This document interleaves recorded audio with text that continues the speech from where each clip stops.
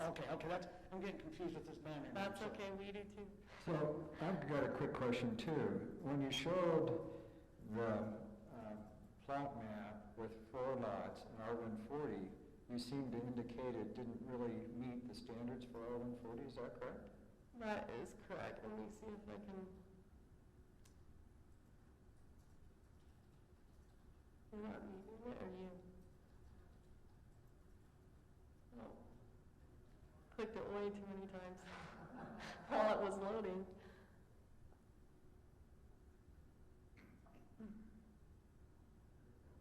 Okay, this is the one you were referring to, correct? Yes. Okay, yes. so the 2 lots on the north end, lots 1 and 2, those both, because of the 56-foot wide easement that we need to have for the road or right of way, and with the depth or the width of the property, if you can see that, it's kind of hard.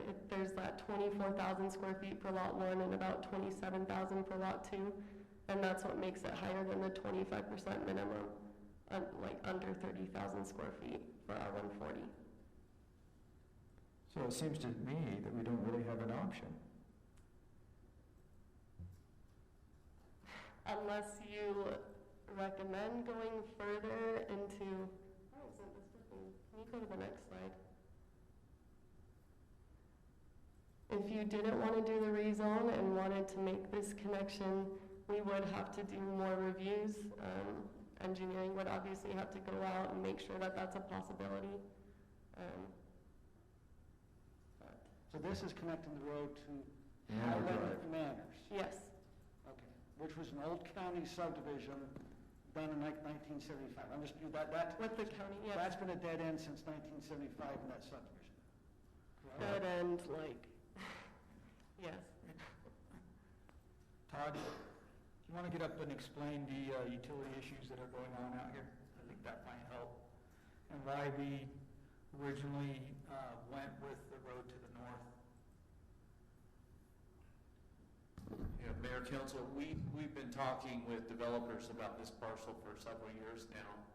The reason we need the road to the north is culinary and pressurized irrigation connections for pressures and volumes in the pipes. We have not analyzed yet if just a connection to the south into Manor Drive would be efficient. So we would need to look at that. When I first came on as the engineer, I was told that this road would never connect. For what reason, I don't know. That is kind of what discussion we were making. But if you look at the county parcel map of Manor Drive to the south, we actually own a cul-de-sac shaped property, but it is not a cul-de-sac. It was stubbed originally to go north. So if we decide to approve it without the connection to Manor Drive, I would like to get that cleaned up and fixed for safety reasons, whatever that means. So, Nathan, what else did you want me to? That's it? Yeah. So if we put a cul-de-sac at the end of Manor Drive, what type of cost? I understand you're on the ground already, but we'd have to go in and put in curb gutter, maybe move some sidewalks, put asphalt. yeah. I mean, there's 2 things to look at. One is the cost of the city to do that, and I'm not necessarily saying I'm in favor of this road coming in through Manor Drive, but the road from Manor Drive is going to be at a cost for the developers. There's no cost for a cul-de-sac to the city, correct? Correct. But we might not have water pressure coming from Manor Drive. Can you not come from the north? We still could. The problem is then you're coming down easements. I mean, I think it's, in my opinion, a little bit too much burden to put on a developer to do both connections, to the north and to the south. I mean, I think we're asking at that point a little bit too much of a developer. And we're carving up the property to the point where he basically is building more road than he's getting frontage. And so I still think for me, the best road layout for the engineering side of it is to connect to the north to 11200 and stub the road to the east so that we go into Snowflake in the spruces. That would be the best situation. Now we just need to decide what to do with Manor Drive. Which is a separate discussion for Yes, another day. yeah. All right. But we did approve a subdivision recently where something very similar to this in Sienna Estates, where we had a cul-de-sac, and we had the developer just finish off the cul-de-sac. Now, this is a different situation, because we would completely have to redo the whole thing, because it's just a stub road, so. And Manor Drive was brought up by the Planning Commission. It wasn't originally part of this, it was just something that they noticed, and then, but this is not something public safety would have wanted addressed aside from that? Like that hadn't Yeah, come up? so this is going to come up one way or another during a preliminary plat review with staff and engineering and fire safety for that matter. We're going to have to address that cul-de-sac now that this is developing, so.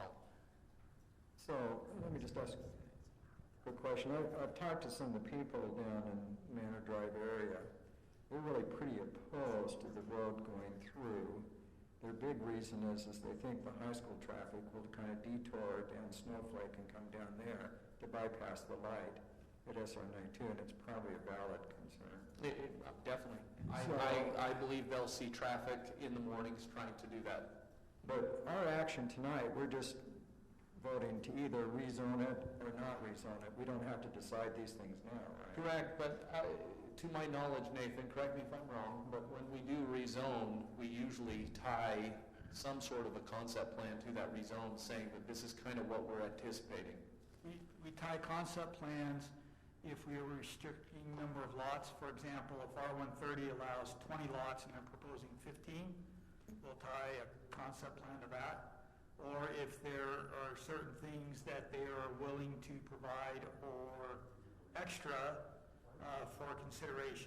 For example, sometimes they'll say, hey, we'll provide, this is a bad example, only one I can think of off the top of my head, additional open space or, yeah, don't shoot me, Scott, or additional this or additional that, then we'll tie those to a specific zoning. Because that's the only time you can negotiate for extra density and things like that, then we'll do that. If you're doing just straight R140 to R130 or R130 to 20 or something like that, you don't necessarily need a concept plan.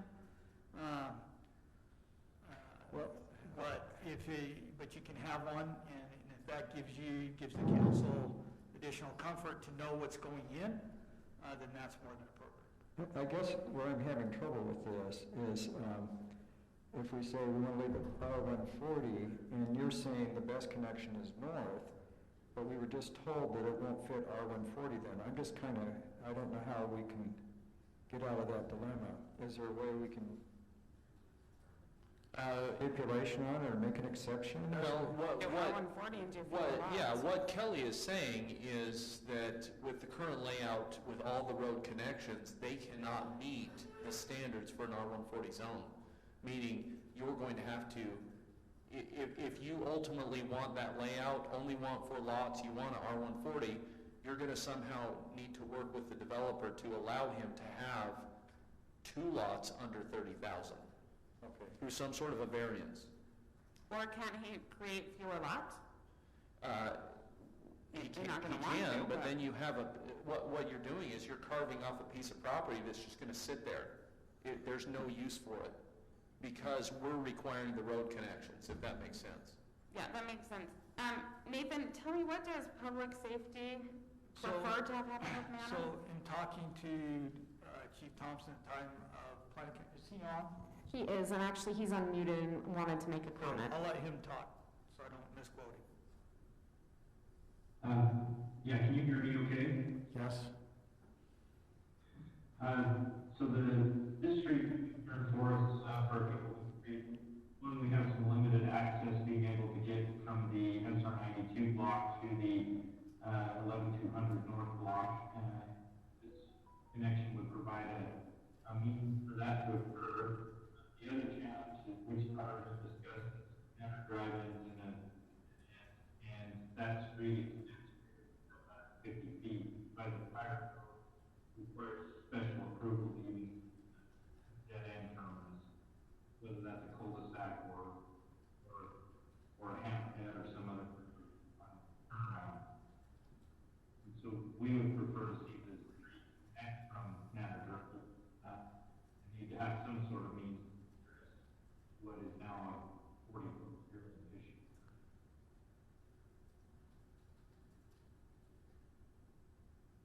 that make sense, council?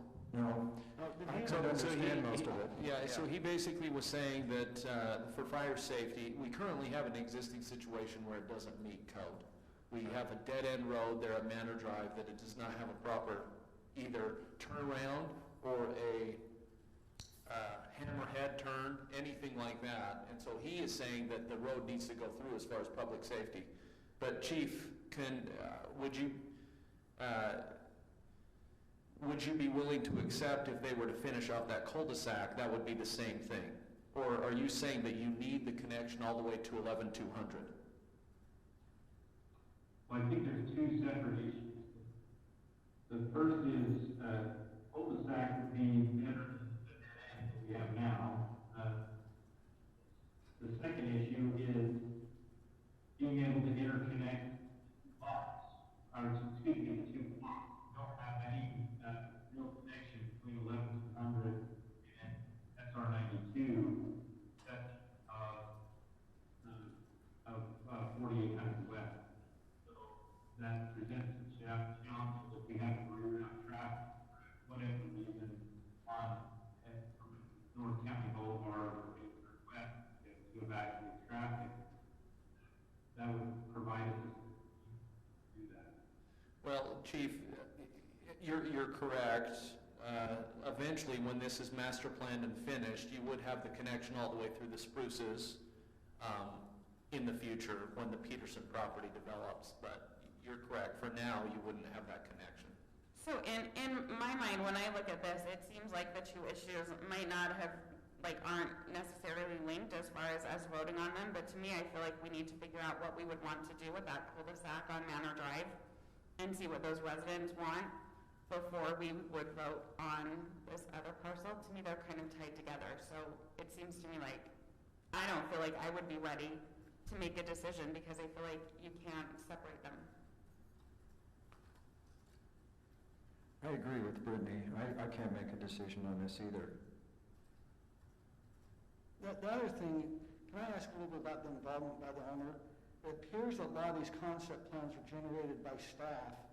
Has the owner been involved in giving any input, what he'd like to have happen on his own property? I mean, like I said, it appears these are all drawings, the staff is trying to resolve this problem. Where's the owner at? Well, Kelly, go back to you can go back to, their concept plan is in your packet. So their concept plan is very similar to most of ours. The only thing we did is just show the connection to Manor Drive. And he wants R-130. With Yes. his concept plan, it's R-130. That is his plan right there. Yes, so. Does that meet all codes? That does not currently, well, it does if it's zoned It meets zoning R-130, codes, yes. yes. It does not meet R-140 zone, it meets R-130 as shown, yes. But what Brittany and Scott, you're bringing up, you're concerned that the recommendation by the fire departments to come from Highland Manor, put the road through. We really haven't heard from those residents from the Highland Manor area. You feel it'd be fair to take some time to be able to find that information if they desire to have that road go through, and you'd like to continue this item. That's the way I feel. I can support that. I'm in agreement with that. I think there's just a lot of different issues here, and I want to make sure we get it right with the public feedback of those residents who really know how this neighborhood works. Was this already open, was this for a public hearing or no, so there are residents who have an opinion on that here? So the public feedback will be from Manor Drive, 1,000% no connection, except for maybe one person who wouldn't want a cul-de-sac. That's my view on that. So But the deal is how can you leave it R-140 with plan yeah, people out here? that's true. Now, Nathan, is it possible to make an exception in and on R-140 to accommodate a lot, an additional lot under 30, or would that have to be a rezone with a cap? It wouldn't qualify for a variance if that's what you're asking. Yes. So is there something the council can? We could do an R-130 with the stipulation of only 4 lots. Correct. Okay, so rather than deny the R-130 today, the council would like to defer. Right, so one of the purposes was show the options and why the request is coming. When we were dealing with Pace Manor, and in dealing with their request to do a cul-de-sac rather than a through street on Snowflake, Yes. one of the issues was this exact situation. We're trying to get development and trying to allow these big parcels in the back.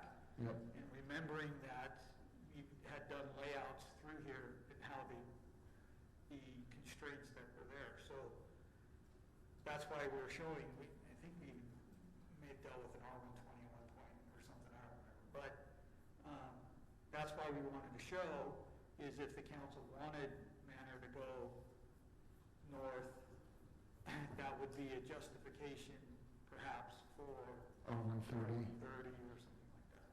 Okay. All right, well, let's put discussion on hold and open up a public hearing for anyone that would like to address the issue of whether this is R130 or not. Is there anyone here who would like to speak to that? Or online?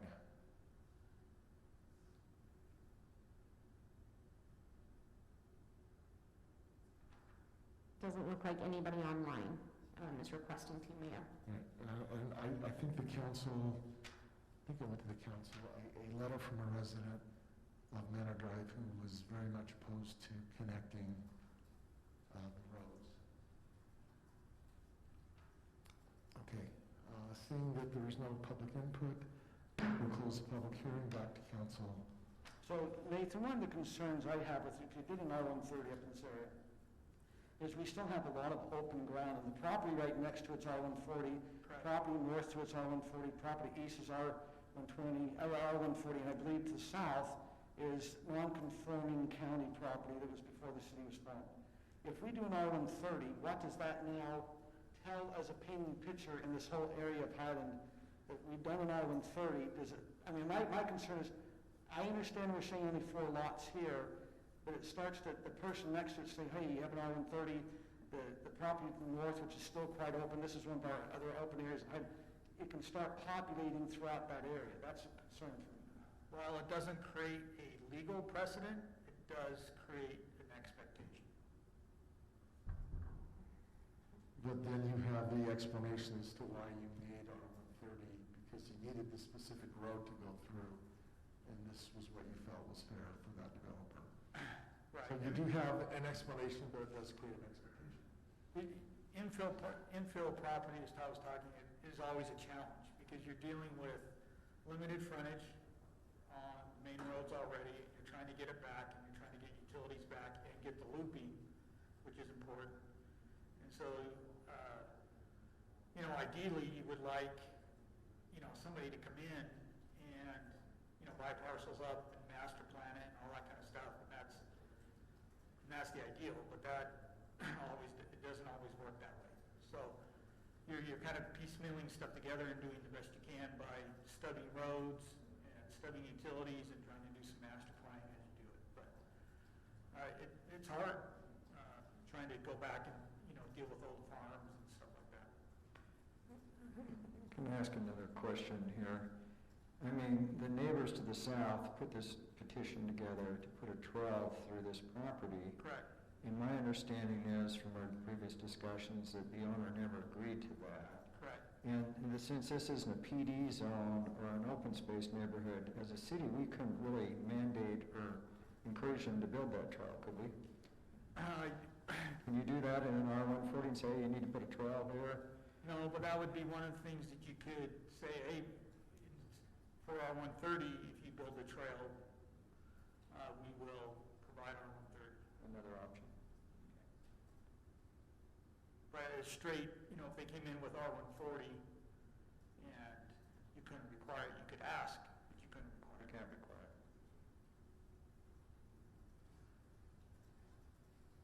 Now, the applicant did show, he's shown R130. I mean, R130 with 5 lots. 5. When we put 4 lots on here, you're saying it doesn't meet R140. Correct. But that's what the staff did. Right? We have not seen a concept from, the if we say don't rezone, that would put it back to the owner to have to come try to do something. It doesn't look like it's physically possible because it's the two lots on the north that cause the problem. Neither one of them can be more than 30,000 square feet, and one of them would need to be. And you're saying we can't do a variance on it? Why would it not meet the variance? Because one of the requirements of a variance is that it's not self-imposed. And creating a subdivision, creating lots is clearly a self-imposed restriction.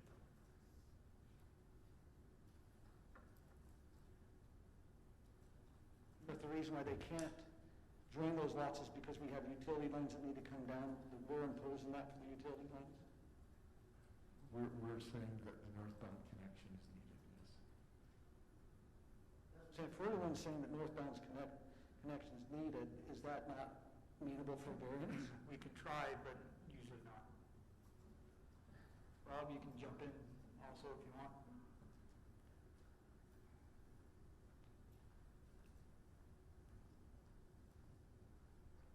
Part of the consideration is that they can use their property as is. They could build a house on there under the current zoning. So there's nothing preventing them from doing that. They're trying to change the use of the property and then subdivide it into smaller lots. So it's not really a variance where someone says, I can't use my property because of some external factor. It's, I'd like to do something else with my property that I just can't do under zoning right now. So one thing they could do, let me ask if they did 3 lots. They put 2 on the bottom, then they did 1 big lot across. Do we have to have the road connection going to the north? Is that required to have that road connection going to the north unless we come from Highland Manors, right? Unless we can figure out the utilities, which we're not sure yet. We need one of the connections. We need one of the connections, either from the north or the south. But I've got to verify utilities to the south. And we still have to verify whether it's even really possible to do it from the south. Nathan, does it not seem to you like these aren't connected? I mean, these two issues, like you can approve one really without knowing what you want to do with the other one? Like, does it make sense to do that?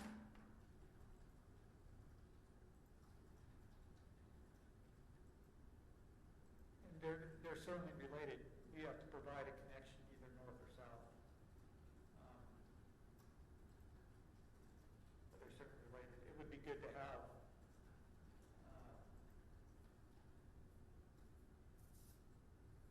what the council would like to do, if anything, to Manor Drive to address the concerns there. And to add to that, if they're coming in for a subdivision, there's only so much we can exact from a developer in terms of public infrastructure before it's just, we're taking their property.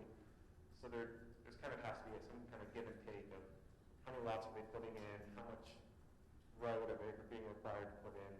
They do a four-way intersection in the middle of that. That's a lot of road for a rather small parcel. So. How much of the property to the north, like there's a little divot down here, if it was for sale, would he have to buy to meet the requirements for R140 with 4 lots? Do you know? I don't. You see the... Yes, that piece right in there. He's already purchased that. Oh, he has? Okay. 3,000 square feet. I think that top is 27,000.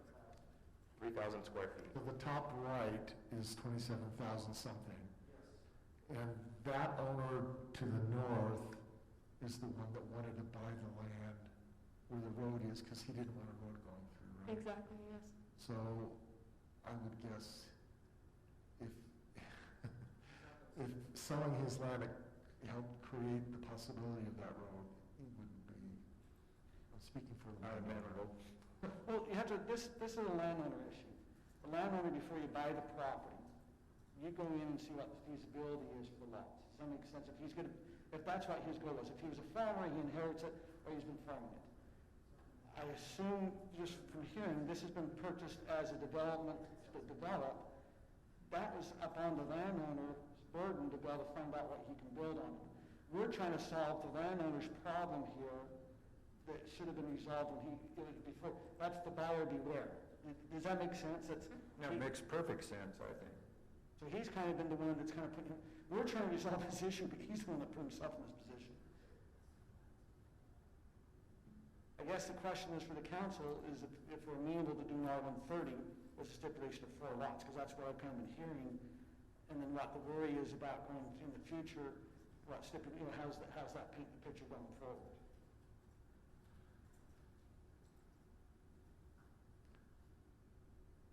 So what I've heard is interest from council in deferring a final decision on the rezone to understand better What our options? what our options are. I would like to defer just to get a little bit more information about utilities, because there is some missing information there, and that is connected to that rezoning of R130 to R140. So would somebody want to make a motion to continue until whatever information you want is provided? I make a motion. I move that the Highlands, oh, were you making one? Go ahead. I move we continue this until a future date when we have more. I'll second. details. It's been moved and seconded. So, if the council would be, I think we need to be, give the Specific. applicant some direction. I think that would be good. So the information we're looking for, if it's Manor Drive related, then that's something staff needs to look But I at. think as a staff, or we as a council need to understand, is it even possible to connect to Manor Drive's line? Is the utilities a possibility that way? Is there a I'd like to have the owner look to see if there's a different lot configuration to keep it R140 if we don't connect to the Highland Manors. Does he have another option, or can he, if he talks to that neighbor, or maybe that neighbor buys that property and only has 3 lots, you'll put some of it back on him to kind of work through this issue. So is there a way to develop the property as R140? Correct. And then, as a sidebar, I'd like to see a plan where it's an R140 that could be approved, that has the road going to the north and going across like what he proposed.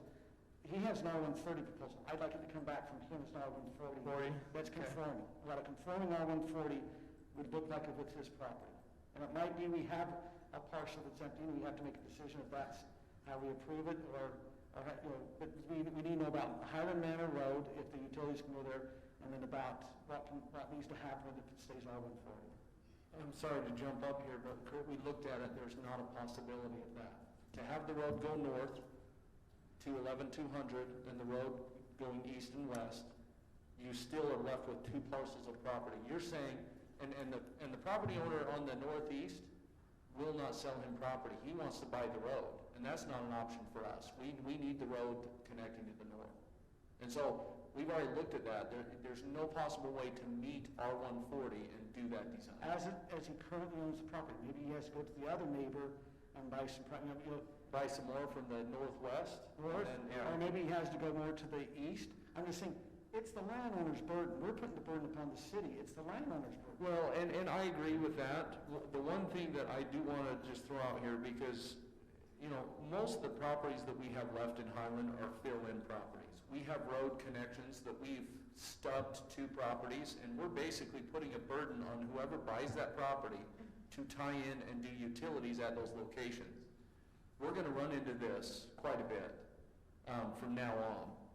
And my only concern is if I echo what Rob, our attorney, said, is that, we can't exact too much from these developers or they will never develop. They'll come in and build one big home, and then we've got 3 roads to nowhere and no connectivity, and that's bad for us, and that's bad for public safety.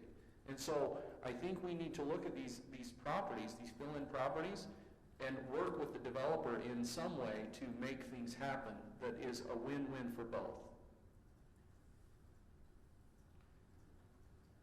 And I agree with that, but the problem is you're telling us we can't do any variances or anything on this property. So we're kind of stuck. What you could do is rezone R130 with a 4-lot stipulation and say, we're making this accommodation because we need this connection for the betterment of Highland in general. And then that would give you grounds for what you're doing. So if we did that, could we throw in the trail? Good.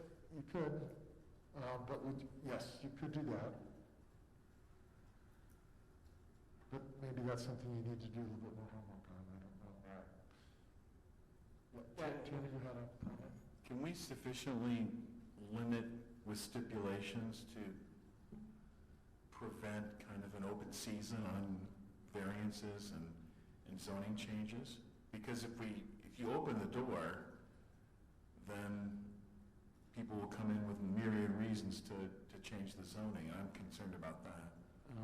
That's a fair question. I think Todd did make a good point, that if we play hardball and just say no exceptions to R140, we may not have property developed that we really need developed to get the connectivity. True, but I mean, there's certain things we wouldn't want to capitulate on, and there's certain things that are acceptable, but then... But that'll always be up to the council. But that's pretty subjective, too. A rezone is always legislative, right, Rob? So you can say yes or no for whatever reasons you want. That was the point I was going to make. The way to handle that is by, the variance is an administrative process, not a legislative process. The council doesn't get involved or decide whether a variance should or should not be granted. The rezone, however, is something that you can decide, and it's not something that someone has any entitlement to. Someone can't come to the council and say, I need this to be, R120. They can say, I'd like it to be. The council can say, well, let's look at it. The same way you're looking at this one of, does it work? How can we get the infrastructure that we need? So you can make it on the council, you can let everyone know. Default's still going to be R140. If you're a fill-in parcel and you have 3 connections of utilities or roads or whatever, we'll look at it. We're not promising you anything. We can look at granting you some kind of rezone, and that's the process. Not a variance, it's just you change the zoning so they can still give the city the infrastructure the city needs while still being able to develop it. But hasn't there been legal implications in the past for precedent? If we grant to one person, can someone come in and say, according to this precedent, you're being prejudicial and not granting this to me also? Because haven't we had a lawsuit in the past based upon precedent? I mean, cities have gotten sued. I'm not sure what specific lawsuit you're talking about. When it comes to a rezone, it's very hard for someone to say they've been treated, that you've exceeded the bounds of your legislative authority to decide to grant or not grant a rezone. I suppose we could be really specific, and just like I believe it was the mayor that said, we can be very specific and state this has been granted in order to gain access to a thoroughfare or to utilities. Right. And it will be granted under these specific circumstances and none other. And you put that in the motion. You put down, we're doing it because we need to have a road connect to the north.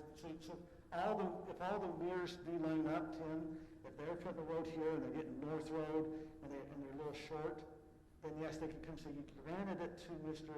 You've got to grant it to me, but it has to meet exact same puzzle pieces. Well, you just need to be very careful with the criteria or the conditions that we set forth.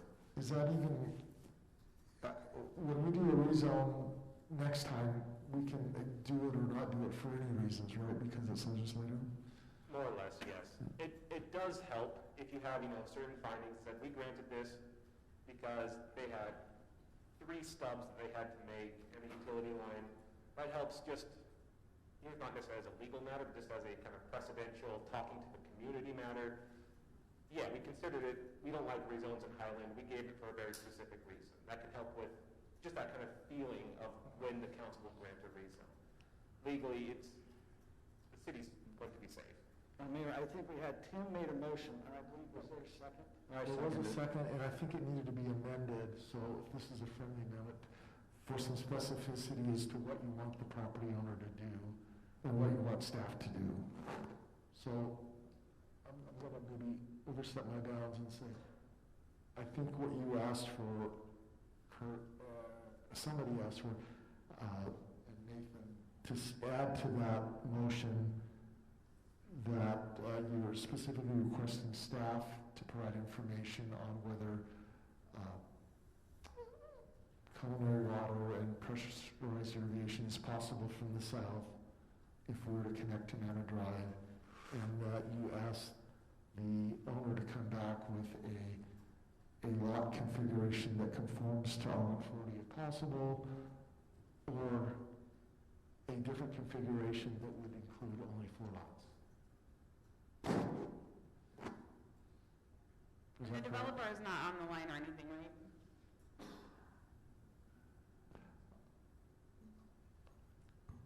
Kevin, so there's nobody on Zoom who is named as such, so Kevin, if you do happen to be here, will you please raise your hand?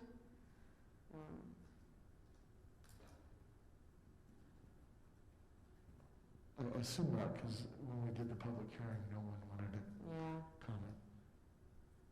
So we can allow Tim to rephrase his motion as we just talked about, if Tim would like to do that. It's not exactly Robert rules, but we can do our own rules. So you want me to rephrase then? Stephanie, do you need him to rephrase that? I think what you stated, it was exactly the intent of what I was getting at, so. Okay, so I'm going to list the motion as your original motion, except you want to have staff provide information on the culinary and PI connections from Manor Drive and the owner to come back with a lot configuration that conforms to R140 with 4 lots. Is that correct? And then I think we need to add the wiggle room to say, or if that's not possible, just a 4-lot configuration. Is there Yes. anything we can put in that also, find out about a variance, if this would meet a criteria for variance? Yes. I think we want to also see if this would meet if this would have also staff or the attorney look to see if this would meet the variance requirements. Okay, I'll second all that. So I think we're ready for a vote.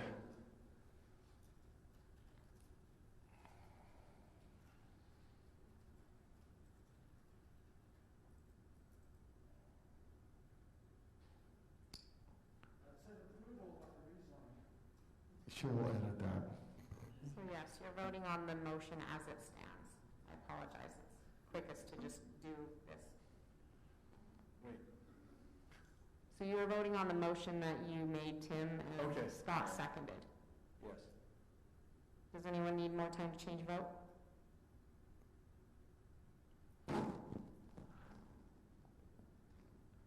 that passes unanimously. Okay, item 5, public hearing, plat amendment, Beacon Hill, plat M. And Kelly, I assume that's you. Okay, thank you, Mayor, members of the council.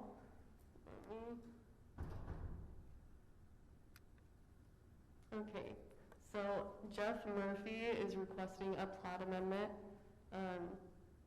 in Beacon Hills Plat J. Beacon Hills Plat J was approved back in October 2005. The request is to combine lots 5 and 6 into 1.81 acre lot. We have received no citizen comments. I'm sorry, who was the petitioner? His name is Jeff Murphy. No, I probably need to step out of this one, so. Okay. This is the vicinity map. As you can see, it's just like in the middle or on the northern end of the Beacon Hills subdivision. Okay, this is the previously approved plat in October 2005. Lots 5 and 6 are just north of that Hidden Meadow Drive. And then this is what he has submitted for his plat amendment. It's 1-lot subdivision called Plat M. Again, it is totaling 0.81 acres. This is also an administrative matter. By doing this, will it affect anything else in Beacon Hills? I mean, this seems pretty amenable, but are we doing anything by amending this plat, Nathan, up in Beacon Hills area that cause anything else that might happen?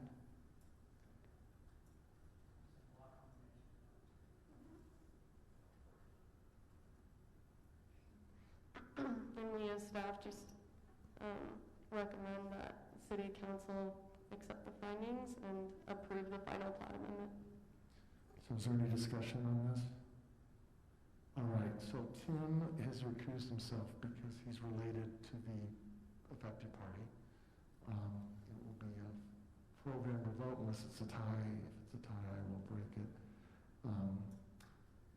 Is there a motion? Mayor, I move. Mayor, this is a public hearing. Oh, excuse me.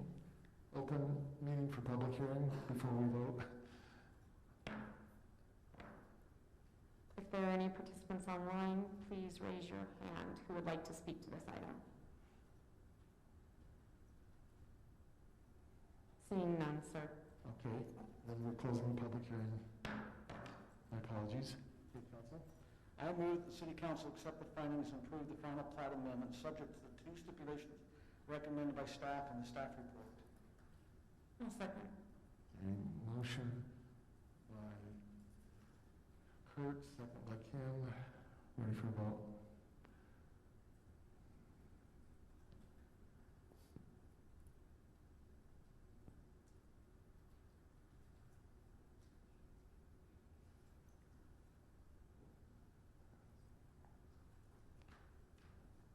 Okay, that passes unanimously. Item 6, public hearing ordinance 2021-02, text amendment development review process. Nathan, I assume that's you? Okay. So, we start with overview of what our development review process for legislative projects goes. And when we talk about legislative projects, we've spent a lot of time in the last few years talking about the difference between legislative and administrative and the reasons for this. So legislative primarily when we're dealing with land use or general plan amendments or adopting a general plan, rezoning like we just dealt with, changes to development codes. The development code is where we set the standards, policy. Our legislative processes are designed and focused on soliciting and encouraging all the public input that we can. With that, we have neighborhood meetings where we go out and require developers to meet with surrounding property owners. Specifically, we do public hearing with Planning Commission and City Council.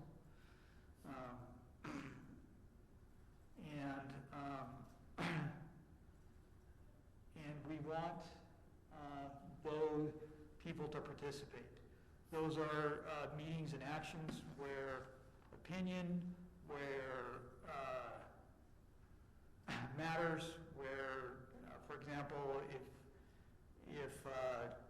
the opinion was every house in Highland wanted to be pink, we could do that. We can solicit all kinds of opinion that we want. We don't like this development because of X, Y, and Z. All of that is encouraged, and we try to solicit that input early and often throughout the entire process with our legislative actions. Once we, and in state code it's set up this way, once we adopt a legislative action, the state code is set up to say, okay, a property owner can then go and implement that legislative action, and the council and the city needs to allow them to implement that. For example, when we rezone a piece of property from R140 to R130, the decision was made to rezone it, and we're not to reconsider that rezoning because the use is coming back and we don't like the use at that time. Or how the lots are laid out, or whatever the case may be. As long as it meets with our standards that we've set forth, they are entitled to approval according to state law. That is the standard that is set. The state code was adopted many years ago to remove requirements for public hearings and public input throughout the process, to follow this assumption that that as cities, we are getting public input during that legislative process, and we are making informed decisions with our citizens during that legislative process. And then once we make that decision, that we are implementing those decisions that we make consistently, and implementing our standards. So, when we talk about a preliminary plat, our process currently is we have a pre-application. Somebody calls and says, hey, I want to subdivide.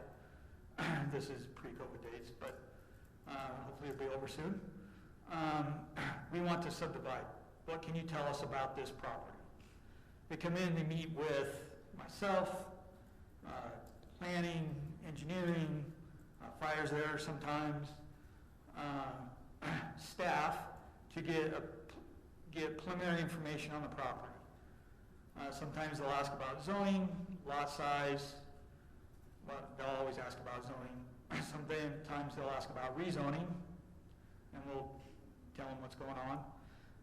But they'll always ask about where utility connections are, do you have capacity, what about road improvements, what do we have to do, and we go through that. Then they'll go and they will prepare their application, right? So they'll go in, they'll prepare their preliminary plat, and then they'll submit that to staff. And when it comes to staff, what'll happen is we will route that to planning, to fire, to police, to building, to engineering for their review. And what we're looking for at this stage is, do they comply with preliminary plat standards, or are there any deal killers that we need to be aware of? For example, there's fire code issues. Do we need a second access? That's dealt with fire code and our subdivision. We'd like to know, let police know things are coming. Hey, development's coming. You need to be aware of that. It's on its way. That's why you notify them in building so they can prepare, those kind of things. Once people make comments on that, they're shipped back to Kelly or planning, who compiles them. It goes to, then that is compiled and shipped to the developer. And then we either meet with the developer to go over those comments, or they revise and they resubmit, and we do this process till it's ready to go to planning commission, and then eventually to you guys.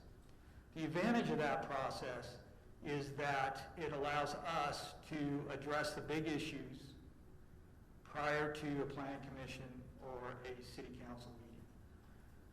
I've been in a number of meetings that they get before a planning commission or city council, and you start arguing about, Dan may recognize a city a long time ago, that's the first time they see the comments. Like, these are easy changes. We could have easily addressed this, but then you spend an hour talking about, well, you know what, you mislabeled this sewer line over here, and it just becomes a complete nightmare. And so we are trying to address the issues up front, and if there are any issues that the council or commission need to discuss, that we can zero in on those issues, right? And just focus on those. So that's how we do a development process, and it's been fairly effective. We've been able to turn around a reputation of hard to work with staff and things like that, into a very positive. One of the things that our code requires is what's called a development review committee meeting. And the way and it's twofold, I think, the way, the purpose of it is that what it should be is we compile these comments, and then we sit down with the developer and have this interaction. But the residents are invited to that meeting, but they are only supposed to submit written comments. But what is happening, and what's happened for a number of years, is you start getting into this dialogue of what is good, what is bad, and what is called public clamor. I don't like the project, sorry. Some of the comments we've dealt with recently are, well, you need to address pesticides on the property. You know, we don't like how this is designed. We don't like the street locations. We don't want this in our backyard, you know, that kind of stuff. So, the first part of this proposal is to remove the requirement for that DRC meeting, because we are addressing the purpose of it in our reviews, technical reviews in our technical review process before it gets to the public process. Okay? One of the comments that we got in our last DRC meeting was, well, why are you having this and inviting us to it if, when we get this in Planning Commission and even in City Council, if there isn't anything that we can do, right? If this is going forward anyways and there isn't anything that we can do. The lot sizes are set or whatever. And I understand that frustration. When you're inviting people to participate in a process, you're advertising for either a DRC or a public hearing or something like that. You're saying, come invite, participate. We want you to, we're implying a discretionary review when Utah law is set up that it's not a discretionary review. Anyways, so that's the first part of the proposal, is to say, hey, we are taking care of the DRC portion of this during our review process, okay? And I think that will help eliminate some conflict. So Nathan, Yes. So let's kind of look at some examples we've had where I think the public input on a preliminary plat worked out well. Okay, can I finish and then we can jump in, okay? So I need to clarify, this proposal does not eliminate public input. It changes how it's solicited, how it is gathered, okay? Does that work? I don't want to hit it again. Okay, the second change is right now we require a public hearing before the Planning Commission. As you know, we don't require a public hearing for a preliminary plat before council. That does not, we don't advertise for that. We don't send out radiuses, we don't send out anything for a council meeting, yet people come and participate. They know it's coming, they watch the agendas, they come and participate with those meetings. So, when a city says, hey, we are having a public hearing, it implies a certain level of review and participation and a discretionary review, just like conditional use permits, for citizens to participate. And that has ended up with a lot of frustration between the council, commission, and residents. Commission, you know, we've had a lot of discussion about, hey, sorry, we can't do anything because we only can review if this meets our code. It's coming, sorry, does it meet our code or not? That's our review.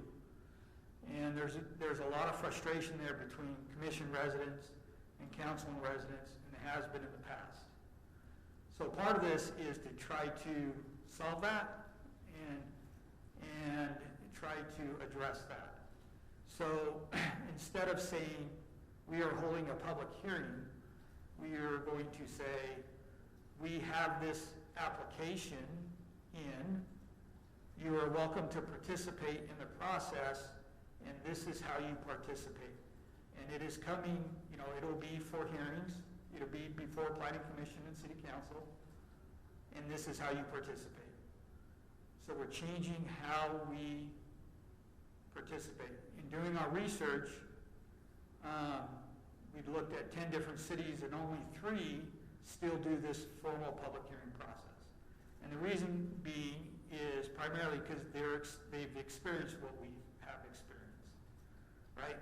Where we get into this conflict between, is this a standard or not? And this public clamor between, well, I don't like this, I want the road here. Well, sorry, The standard says it has to be here. So, going back to your comment, Kurt, let's talk about some projects where it's worked and where it hasn't worked, okay? So we've had some projects where input has been helpful. I don't believe that this change will eliminate input or eliminate that. It just changes when we get it and how we solicit it. Nathan, can I ask a question? Yes. Was there any of the cities that you talked to that had a DRC equivalent? They have DRCs, but they do not invite residents. Their DRC is like our staff review. Or it's a step in when they have their comments ready, they sit down and discuss them, but they do not invite residents. So there's no public input at that level? Not in those. Now, when you're sitting there, you're talking about, hey, this needs to be the 8-inch sewer line, not a 6-inch, and that kind of stuff, there really isn't a purpose for that. So where do you think in this process the developer is the most flexible to listen to the residents? Do you feel, so this is, if the residents look at this preliminary plat, my concern is by the time it's gotten to planning commission, that developer's invested in the drawings, he's starting to invest himself into the plan that he envisions, and I think it's harder to change the outcome. To me, if a resident wanted to say, hey, I'm concerned about something here, it appears the developer, before he gets to planning commission, he's willing to listen because he recognizes it also gives the warning to the resident if he's not listening, or if the resident gives a good input to the developer, let's say at a neighborhood meeting, let's just say we replace your DRCs, we go pre-app meeting, staff meeting, and then we do a neighborhood meeting here. It allows the neighborhood to have some input. It's up to the developer to take the input or not. But it also warns the neighbors, if there's not, the input might have been good, hurry up and go have a planning commission or city council of some areas they see in the concern in that preliminary plat, where if it gets to planning commission and have them come here, I think it's too far down. For me, it might be too far down the process. Once they apply, the investment and the plans have already been made. But going back, Kurt, is the point is that input,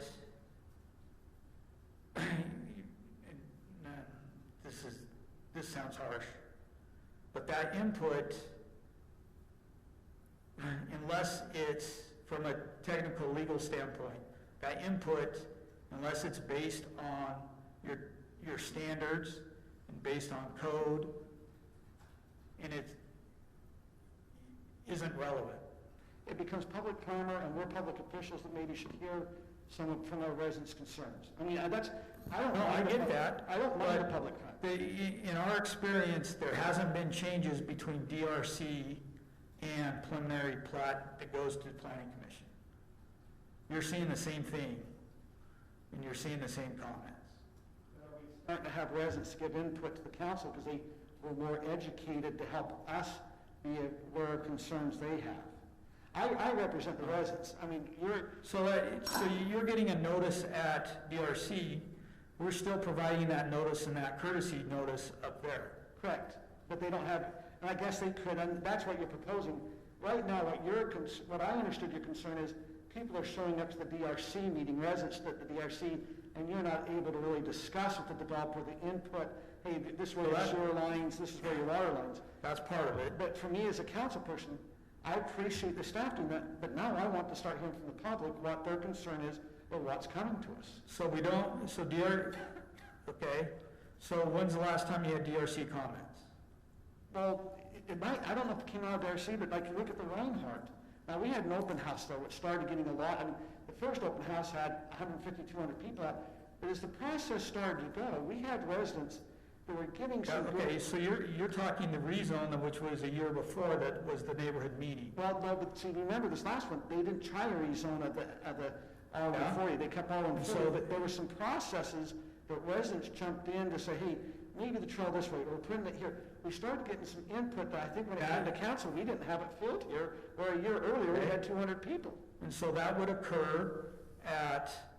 still occur at planning commission and city council like it does today. Which is when it occurred last time. Which is when it occurred this time. But that's because that was a rezone originally. Aren't you trying to eliminate the public hearings? No. So if you take Reinhardt, let's take Reinhardt specifically. Because it started out as a rezone, then it moved into the same zones. So it was a rezone, so a year and a half ago, it was a rezone. They did a neighborhood meeting, one public hearing, okay, because it never got to council. All right, and so there was a lot of things that came out of that, right? The Madison Avenue came out of that, and we held an additional meeting on that, and that was the big one that you're talking about here, one of the top 5 worst meetings I've ever attended. But that's another story.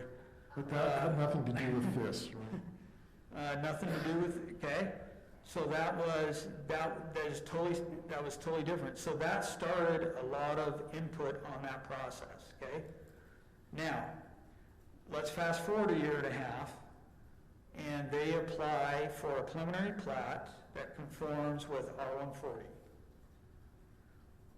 Okay, we do a DRC meeting. How many people did we have? Like 7 or 8? I don't remember, Todd. Attend? Like 90% of these, nobody even attends.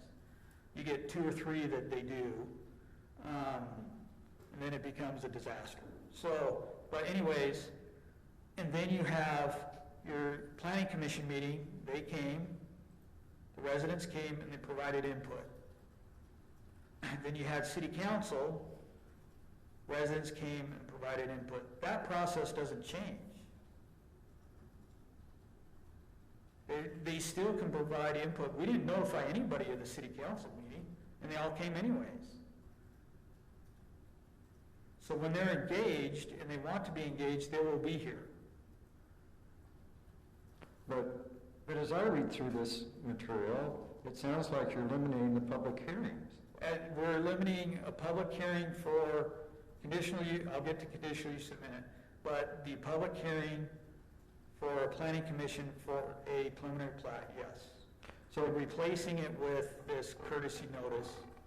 So it seems to me a little bit we're talking about apples and oranges, because the examples we're bringing up are when there were zoning changes or some other things. Okay, so I would like an example where there was not a zoning change and there was a lot of public clamor. And I want to go on record, I really don't like the term public clamor. I think it should be public input or discourse or something. Well, yeah, clamor is so negative, I think. It is, but the reason we use that term, and we call it whatever we want, but you have to say, you can say testimony or input, okay? So let's call that testimony or input. Because testimony is really what we should be taking on administrative actions, okay? So let's call it testimony or input. Let's take Plat E, Beacon Hills, that we're going to consider in a little bit, okay? That one is, we got an email over the weekend about lot size. Prior to that, we've gotten several emails about it. The DRC, we had, how many do we have here? 7 or 8, I believe. 7 or 8, we were here for an hour. Planning Commission was an hour just on that item. It was pretty controversial there. I've never answered so many questions that weren't relevant to the plat itself on that one. That is an example of one where they were providing input but not testimony. Okay? Things that we could not address, like, hey, can we require them, a developer, to install improvements that aren't related to our code? No, we can't. Can we if it's a safety issue? It depends. I'm going to say, sometimes the residents, I've heard, also I didn't aware that this is maybe a safety concern, or I was not aware. I mean, that's why when you talk about public input. But again, Kurt, it doesn't change. We're not changing, we are not eliminating their opportunity to participate in the process. The assumption here is that our proposal is that they can't participate, or we're eliminating their ability to do that. We are just calling it something different. That assumption isn't correct. We are calling it something different. So here's my input, and I value public input. I publish a blog, I do council previews when I was a council member, I did after action reports, everything we did. I wanted input and I wanted people to know why we did things. However, it is, in my view, false advertising to say, like in a DRC, come and participate, when your ability to participate is really limited to people who have expert opinions about our code and how something applies or doesn't apply.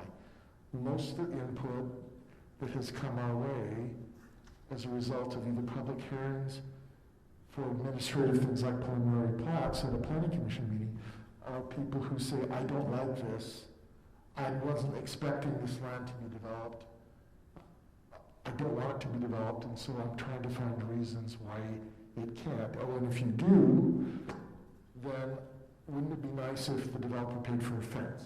Well, we can't make him pay for a fence. Or we want a trail, or we don't want a trail. And to me, that is setting residents up with a false expectation that they can influence our decisions by their opinions when they can't legally. And that's the state calls a public clamor, and if you go to the ombudsman site, it specifically says, you cannot base your decision on public clamor. By definition, public clamor is input that is not expert testimony on administrative items.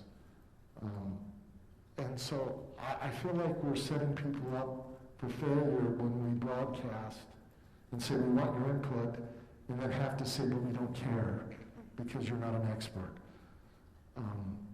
And to me, nobody wins in that.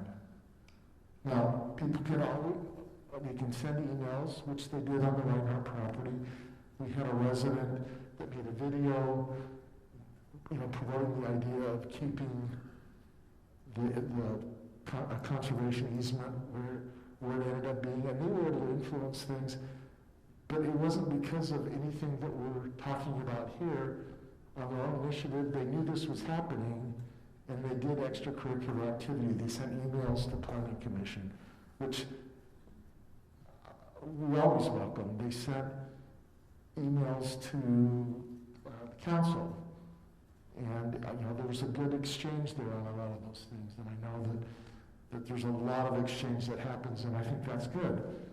I just don't, personally, I don't like to set people up for failure, or to set a false expectation. That's my concern about this. So Rob, why don't you come in and talk about the legal aspect and that kind of stuff for this?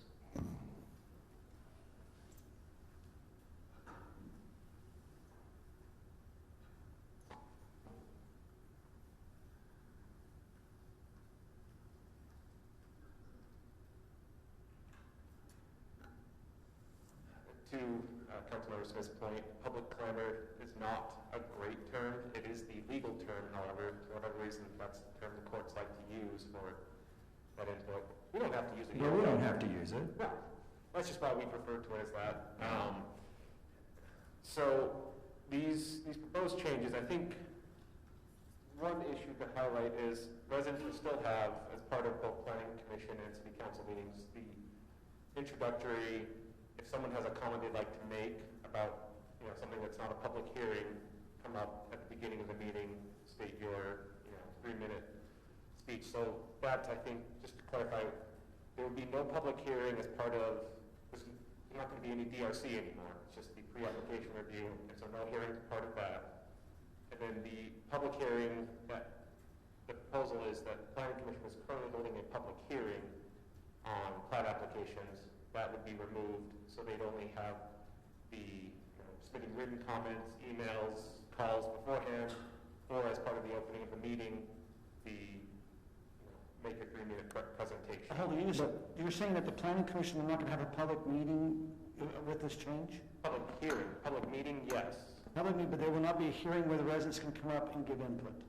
They hold it just like you guys do. When you have an item on the agenda that's not listed as a public hearing, you guys still choose to take comment, right? Well, the mayor's done that pretty well, but at the same time, we often say, if it's not on the agenda, you can make a comment at the first meeting. I've heard that several times, so I'm a little confused.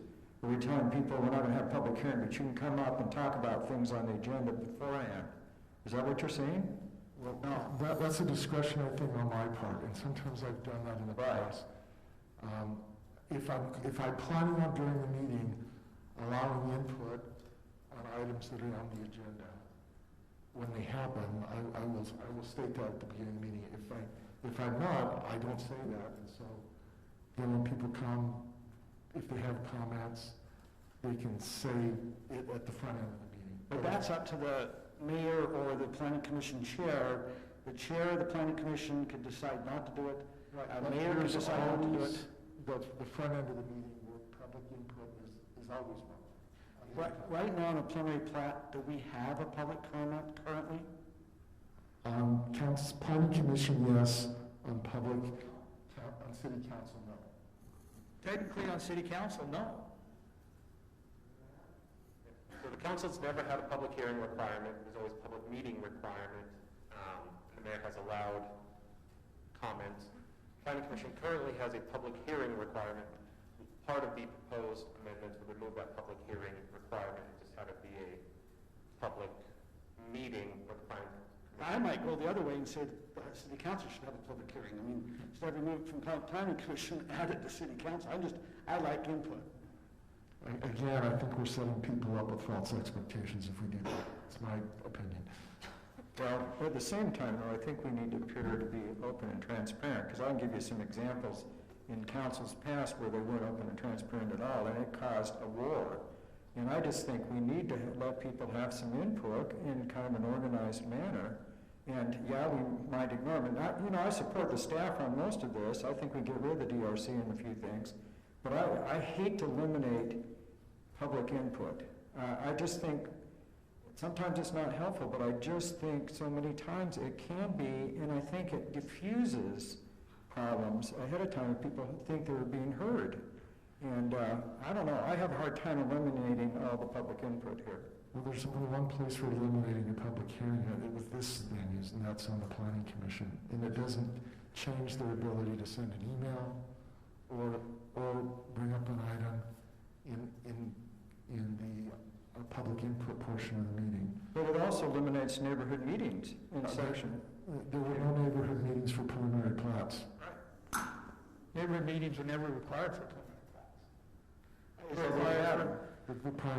Is the thought process, the reason we're eliminating from planning commission is because it's conditional use and we are just hearing what we would classify public input or public clamor is what we're just saying. There's no preliminary plats are not a conditional use.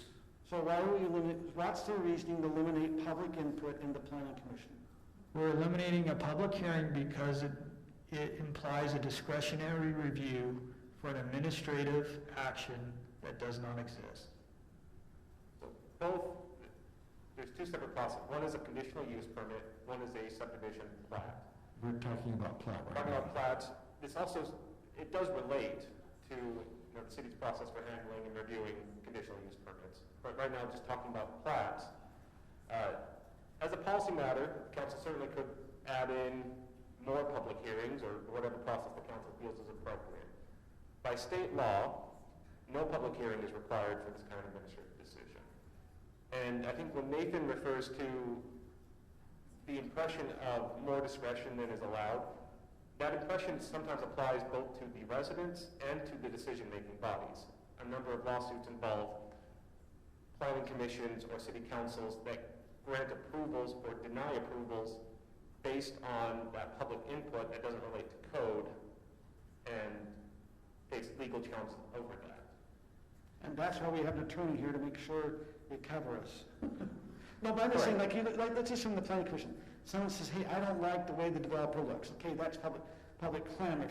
But if they say, hey, the road design in this preliminary plat, the way it's going to be designed, are you aware of the safety issue this might create and how it's something we didn't notice and they're bringing it up, In a preliminary plat, it's about roads. I mean, they could give some input that gives us some safety issues that maybe we had not been aware of, correct?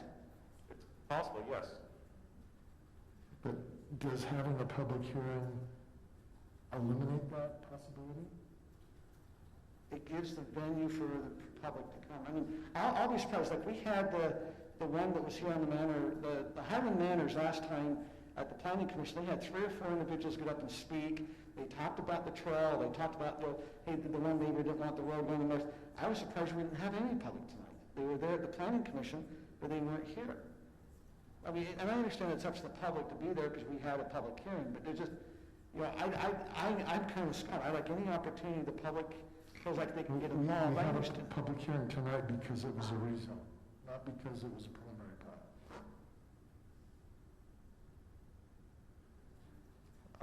Anyway, again, like Rob said, you can ask for whatever you want. My experience is, I think it sets people up with the wrong expectation, because I can't tell you how many times I've heard the comment, yes, my input, you didn't care. And to me, that's worse than implying that you have some discretion, or for somebody for you to imply that they have a discretion and then tell them no is worse than to just not imply that you have a public discretion. Now, and I've been here, I haven't had a lot of people really come up to me and say, hey, I don't feel like you cared with my input. Is it worse to not, I've heard where some feel like they've been here and the item wasn't discussed, and they were frustrated that we weren't discussing, they were hoping to get input. I mean, we always have them come up to first when they have the 3-minute time, and sometimes they'll talk about something that's on the agenda. But every now and then, if they don't stay long enough or catching on, there's been times we haven't had a public hearing. You've been fairly good about it. Does that make sense about making sure? But there's times I do feel like we need to make sure we give the public the opportunity. We represent them. We do. But if you follow the theory that when we do legislative actions, we solicit input all the time. And let's look at the park, for example. When we do a park process, we do an open house, we solicit input, none of which is required. Correct. We do it anyway. But we don't necessarily do the same level of input for a smaller park than we did like for a big park in Mountain Ridge. But it's up to the council how they want to do that. We can always do an open house, right? But let's say we did an open house for a preliminary plat, invited people to come and look. This is it, and nobody liked it. But if it was all within code, the developer could proceed. We would be obligated to approve, and people would leave frustrated because we weren't able to act on anything that they brought up, even if it was roads, right? If it complies with code, we're obligated to approve the preliminary plat.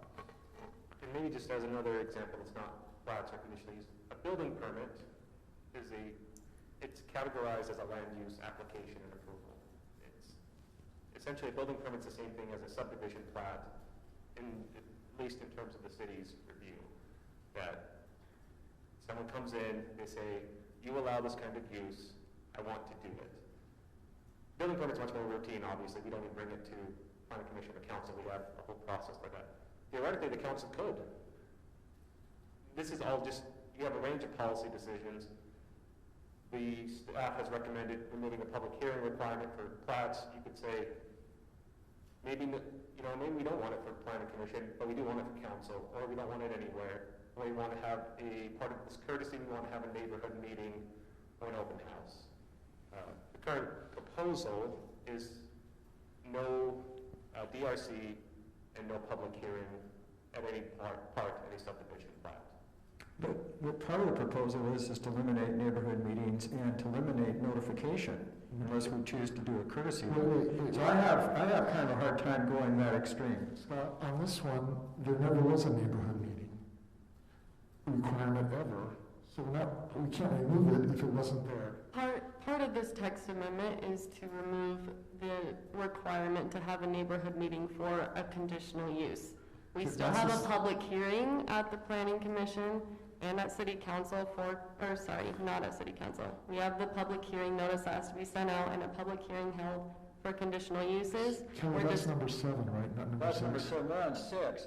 And right here it says the applicant will no longer have to hold a neighborhood meeting for conditional use permits. Number 7 involves public buildings being Okay. permitted uses. This is number 6. Yes, It's number 6. included. It's on one of the next slides of Okay. that Nathan has, but But there never were requirements for public hearings for preliminary plats, right? Well, not public hearings, but neighborhood meetings for No. preliminary plats. just the DRC. Neighborhood meetings applied to conditional use permits. We're saying not a neighborhood meeting or a conditional use. Conditional use, nothing is changing about. So, but we haven't got there yet in terms of this presentation. No, I think we're dealing with the Well, preliminary plat Preliminary section. plat. But to that point, neighborhood meetings have never been required for plat processes, and so that's not being altered at all. What's being altered is the DRC, which really kind of wasn't, the code wasn't really clear. It says it's meant for staff to interact with the applicant, and notice was given to people, and it's become more than that, so it effectively became a neighborhood meeting in a sense, and staff is proposing to remove that DRC kind of staff review portion from being a public process. So as a council, do we have any concerns where they've removed the DRC and put a courtesy notice? Does that seem to be, I mean, I don't have a problem not inviting to the DRC. I see that. I don't have any problem with that either. I see that as a staff issue, and let the staff give their input, get down to, do we like adding this courtesy notice?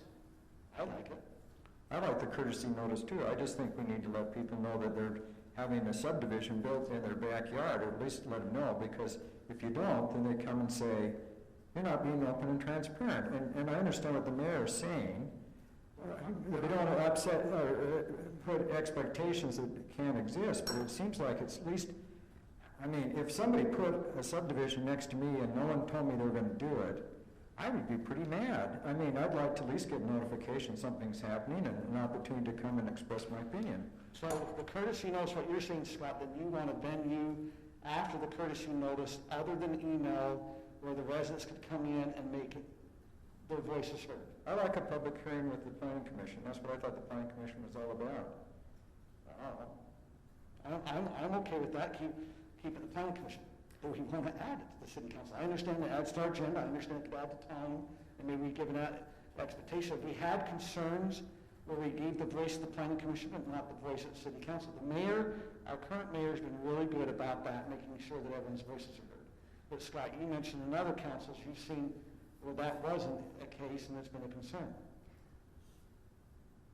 Well, I was a resident at some of these council meetings, and I was chomping at the bit because it was something that I didn't think about that came up while the meeting was. And you wanted to And participate. I kept doing this, and I was ignored, which is why I was sensitive to making sure that you're. And I appreciate your doing that. I'm almost in favor of also adding city council. It's the council's call. Another thing I do want to mention, the purpose of the courtesy notice is to replace our public hearing notice. And so if we had both a courtesy notice and a public hearing notice with a public So hearing. we have to send a public hearing notice about planning commission and then a separate one for city council, or can they be the same? No, they have to be different. They have to be different. And how much We of- have timing, Is it 500 feet? yes, of the property. Well, it could be whatever you wanted, if we made up. Oh, for courtesy notice, yes. Well, Courtesy you, notice. you as the council could do any requirements that you would like to. Currently, the public hearing for planning commission, there's a 500-foot radius of the area that gets a courtesy notice. But that's city. And this, by courtesy notice, it's not a courtesy notice. It's 500 feet, get a mailed notice of the public hearing to be held before the planning commission. So, You have to have 10 days, there's some amount of. there's some, it's like a 10 days before you have to have it. We can't add in the council meeting notice because we don't know if the planning commission will make a final decision or not, so. Right now, there is no separate special notice of the city council's consideration of a plat. Because in some cases, you wouldn't have time between the planning commission Correct. and the city council. How many days, 10 days? Typically, it's a 10 business day, so if you have a planning commission, depending on when next council meeting is, it could or could not make It'd it. move it one city council. I send it out 14 days. I don't remember if that's what's on the code, but that's when I send it out. It might just be just what I have on my calendar, but that's just me being cautious. So what's the other council members feeling on this notice and removal or not? I think this is a tough one because I can see both sides of it. I mean, it's hard when you put out a public hearing to hear input on something that is an administrative decision in which, no matter what their input is, it's not going to change the decision. But at the same time, how many times have people voiced their opinion on something that it's not going to matter, it's not going to change the decision? I think of anti-maskers outside of schools protesting. Is it going to change the school officials' decision on it? No. But it's allowing them to voice their opinion, and that's what they need to do. And squashing that right for somebody is hard for me to do. I think we need to establish better that the administrative process and what it is before the input is allowed, just allowing residents to know that this is administrative process and basically this is how it works and the process does how it works, but I still like to hear the input. I do like eliminating DRC. I do like the 10-day appeals, 10 days for appeals, but for public input, I still want to hear that. So the constraint, I'll just point this out, we're adding cost to the process to the city, right? Every time we add a public hearing, that's staff time to put to sit there and they fold and lick and so we're already overburdened, we're just putting more burden on them, right? So we have to expect less from them. Is that not what we're paying for? No, but we're going to burden, we have a fixed amount of time with staff, right? We're just saying, now we're allocating time and dollars to something that we're not currently doing.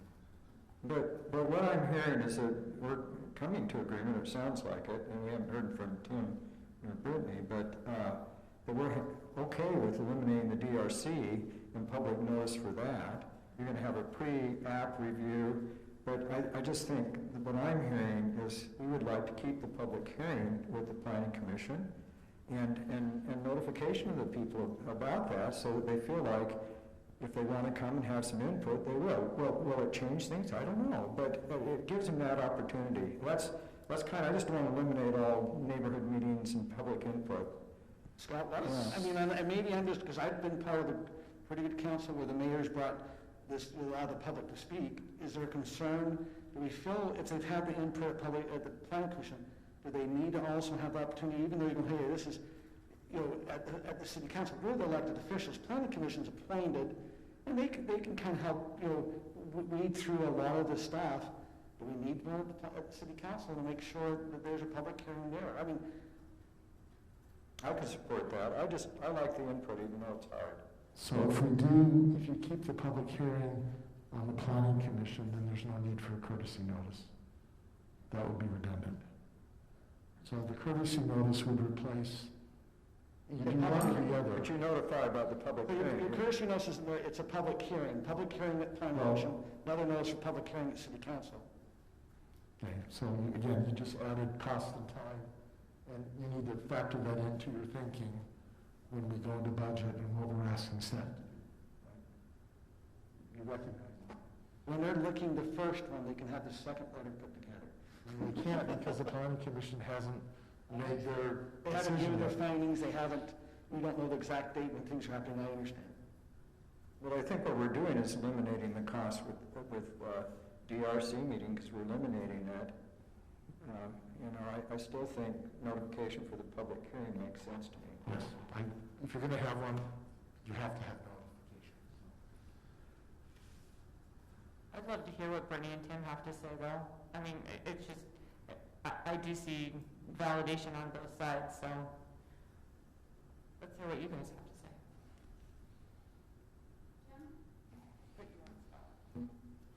I agree with Dr. Smith. I think that it's part of our responsibility is to listen to to our neighbors and those that elected us, and I think that's why they put us in office. Another thing is, some of the criteria for what we're doing is subjective, so possibly there could be some changes in opinion. I know that, for example, zoning, there's certain criteria, and if you don't meet that criteria, there's no way you can have a variance. It's against the law. However, part of it is, there is a subjective aspect to it that I think maybe listening to public opinion may affect. What do you think? I mean, there's other stuff we do that people can affect. How many times have I heard that at planning commission when somebody comes to planning commission and they do their whole thing and then planning commission votes on it, and then we're like, well, city council's entitled to what planning commission does anyway, so you have to come back. So, I mean, Well, I feel like you can't eliminate that problem, Mayor, completely, right? Of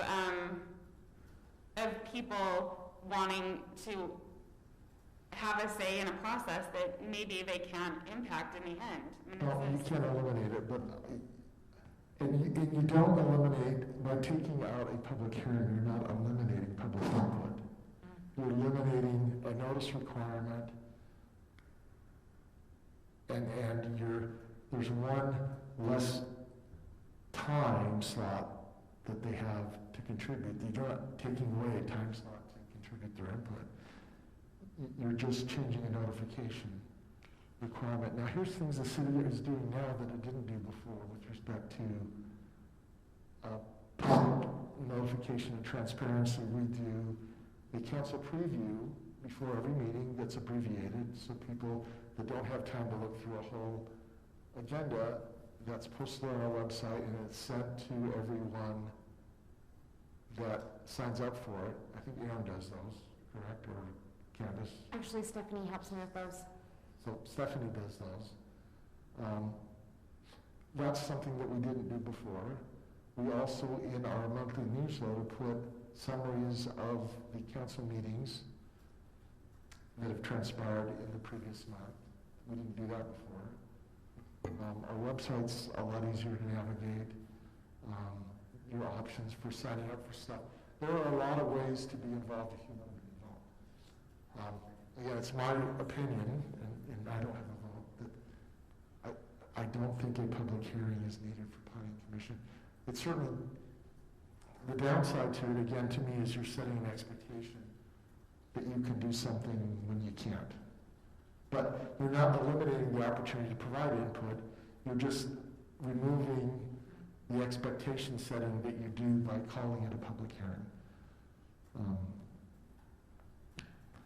But we can choose, you can choose to keep that. It's not, the sun's going to come up, the world isn't going to end.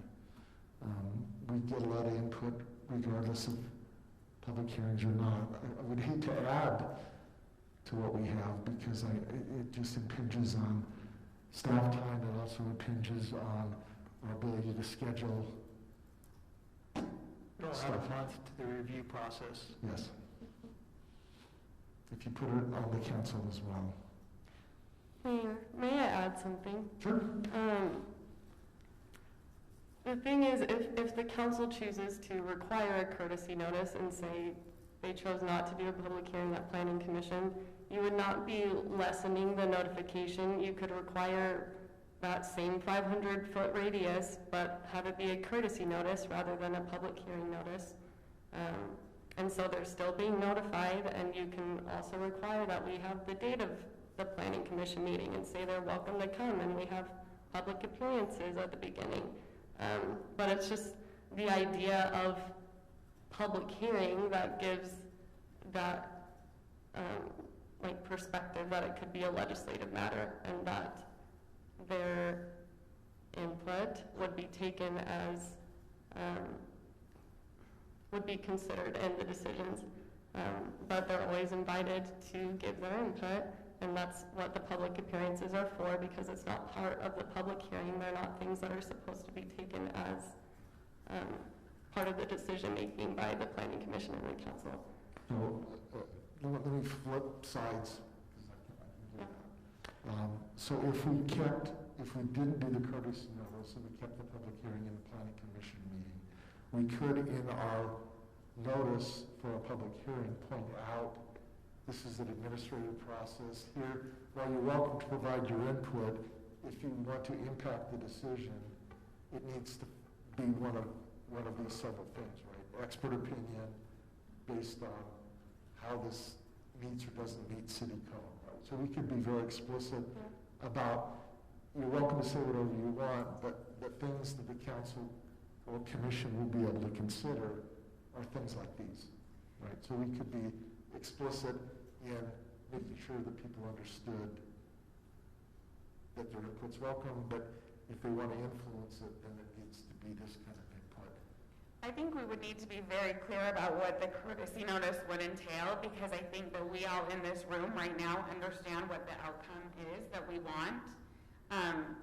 But I think the problem arises if, later on you don't have staff or council who considers it in the same way. So I think that that's something we'd want to be careful about when we, talk about what would be in the courtesy notice. Well, what I was talking about was a public hearing notice as opposed to a courtesy notice. So, let me just kind of try to clarify things. So you were saying you could do a courtesy notice but not have a public hearing. My only concern is that it's kind of at the discretion of who's in charge of the meeting on whether people can talk about items on the meeting. Because I've heard that explained in many council sessions. If it's in the agenda, don't talk about it now. I just think, I just don't know why we just can't have a public hearing. And,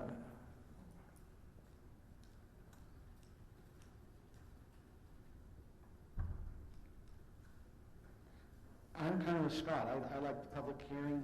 I guess I still struggle is, do we need to have one at city council? Right now, we only have public hearing at planning commission. I mean, I'd almost like to have even the public hearing notice have our email addresses if there's concern. The problem is it means before planning commission, we're starting to get a lot of emails when there's maybe a lot of changes in that preliminary plat. And that's the only concern, is getting a little ahead of the game and having them start to contact us. so you'd like a public hearing at city council, basically? Well, do we see a benefit there? Maybe I'm bringing something up that's not been a concern in the past. The problem is, we've had a good mayor that has allowed that, and so I don't know what we're missing if it's not there. But that would be adding, then just to make sure I understand, Kurt, you're talking about adding a step to the process. Correct. You actually add another public notice for the city council meeting. We're eliminating the DRC. Right. And all the notification before the pre-app review. But he's talking about maybe having a public hearing at planning and city council. Now, you could, what I'm hearing, you'd probably like it better at city council. Which is the best place to have it? We haven't had a mayor yet that hasn't taken public comment on anything on the agenda in 10 plus years. So there's, I know a mayor that didn't. But that's 3 mayors ago, so. Okay. That's the fear. I mean, what Scott brings up, the fear is, as long as you have good representation that is willing to listen, and I'm not saying that mayor maybe 3 times before, I don't know what the purpose is, why they didn't do it, maybe trying to be I've been in meetings, sometimes we try to get so efficient, we don't allow the public to give input. There's efficiencies, and then there's what, is supposed to be happening, so at least that's my opinion. I mean, if we want to keep it the same way and have the DRC removed, but keep the public notice and have a planning commission, I can support that. I'd like a way for them to at least also feel like they can get hold of city council through email or something that way if there's concerns. I'll support that, Kurt. So you want the council emails to be part of the planning commission public hearing notice?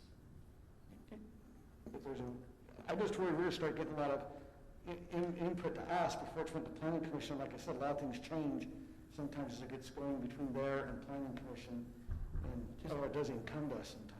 Keep the process as it is and address the DRC? Address the DRC and the appeals, and let's go forward. We spend probably too much time on it. I'm okay. That's fine with me.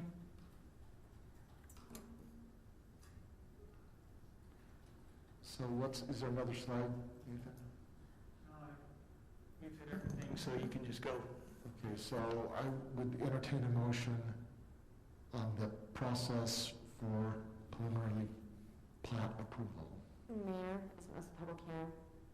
Is it? It is. Oh, the thing we've been talking about. Oh, yes. Well, thank you.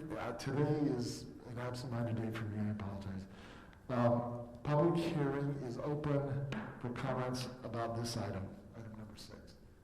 Is there anyone here that would like to speak to that? If there are any participants online who would like to speak to it, please raise your hand.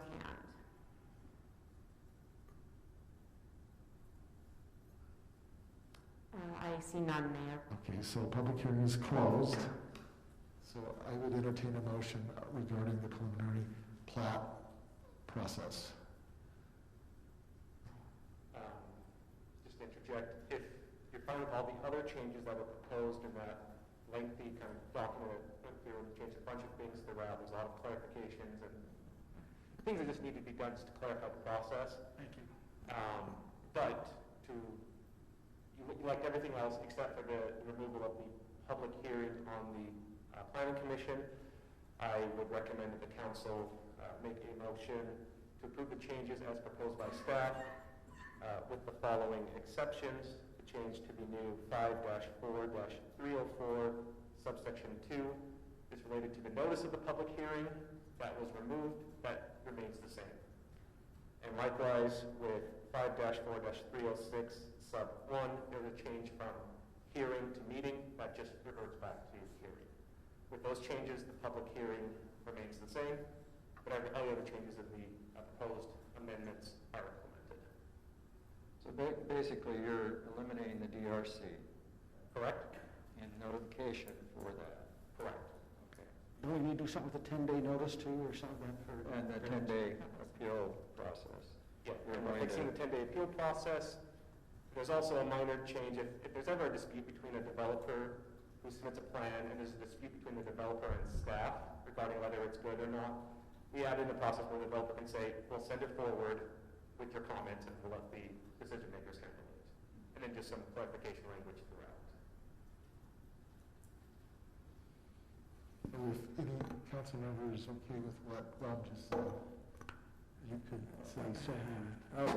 I'd like to make the motion so moved because you listed a bunch of sections that are not on my explanation material. So what I would like to see is we eliminate the DRC process and that we keep public hearings with the Planning Commission and as appropriate, have one with the City Council. But everything else, I'd eliminate the appeal process to 10 days. Everything else I'm in agreement with.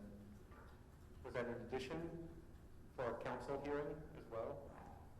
If appropriate. Do you want to make that part of the code or just something that the council handles it? The council at their discretion decides. So no code amendment, just council can always decide to. Hey, we'd like to have public hearing. Okay. Which they can do now, right? Yes. So moved. I second. So seconded. So motion by Scott, second by Kurt. Stephanie, is that clear as mud? Good. Aaron, we ready to vote?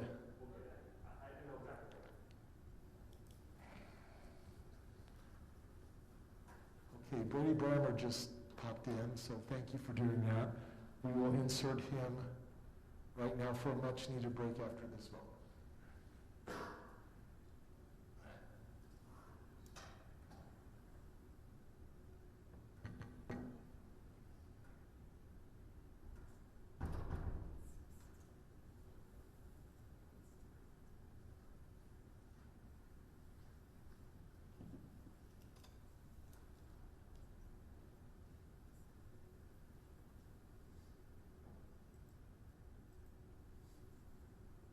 Okay? That passes unanimously. All right. Brady, give us a nice break from boring city council stuff.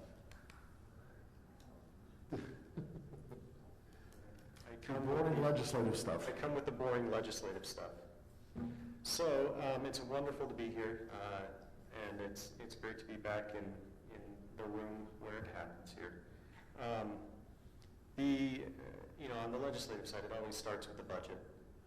It looks like this year we will be running about a $450 million surplus from what we projected, which is good news. The problem that we have on that is that we think that about $650 million of that is tied to money that was received in connection with the stimulus. And so what we're doing to deal with that is we can't treat that as ongoing money. We need to treat that portion as one-time money and see what happens in the next fiscal year as well. And if we end up with an additional stimulus package, which they're discussing in the federal Congress, then that will probably throw things off a little bit again as far as how we're going to deal with it. But So, Brady, so yeah. we had a $450 million surplus, yes, and but we got $650 million in federal stimulus, so absent that, we would Well- have a $200 million loss, or less than projected. yeah, about that. And so it's not that, and just so that we're clear, it's not that the state received tax revenues that were stimulus. The state did receive a stimulus. This is separate from that.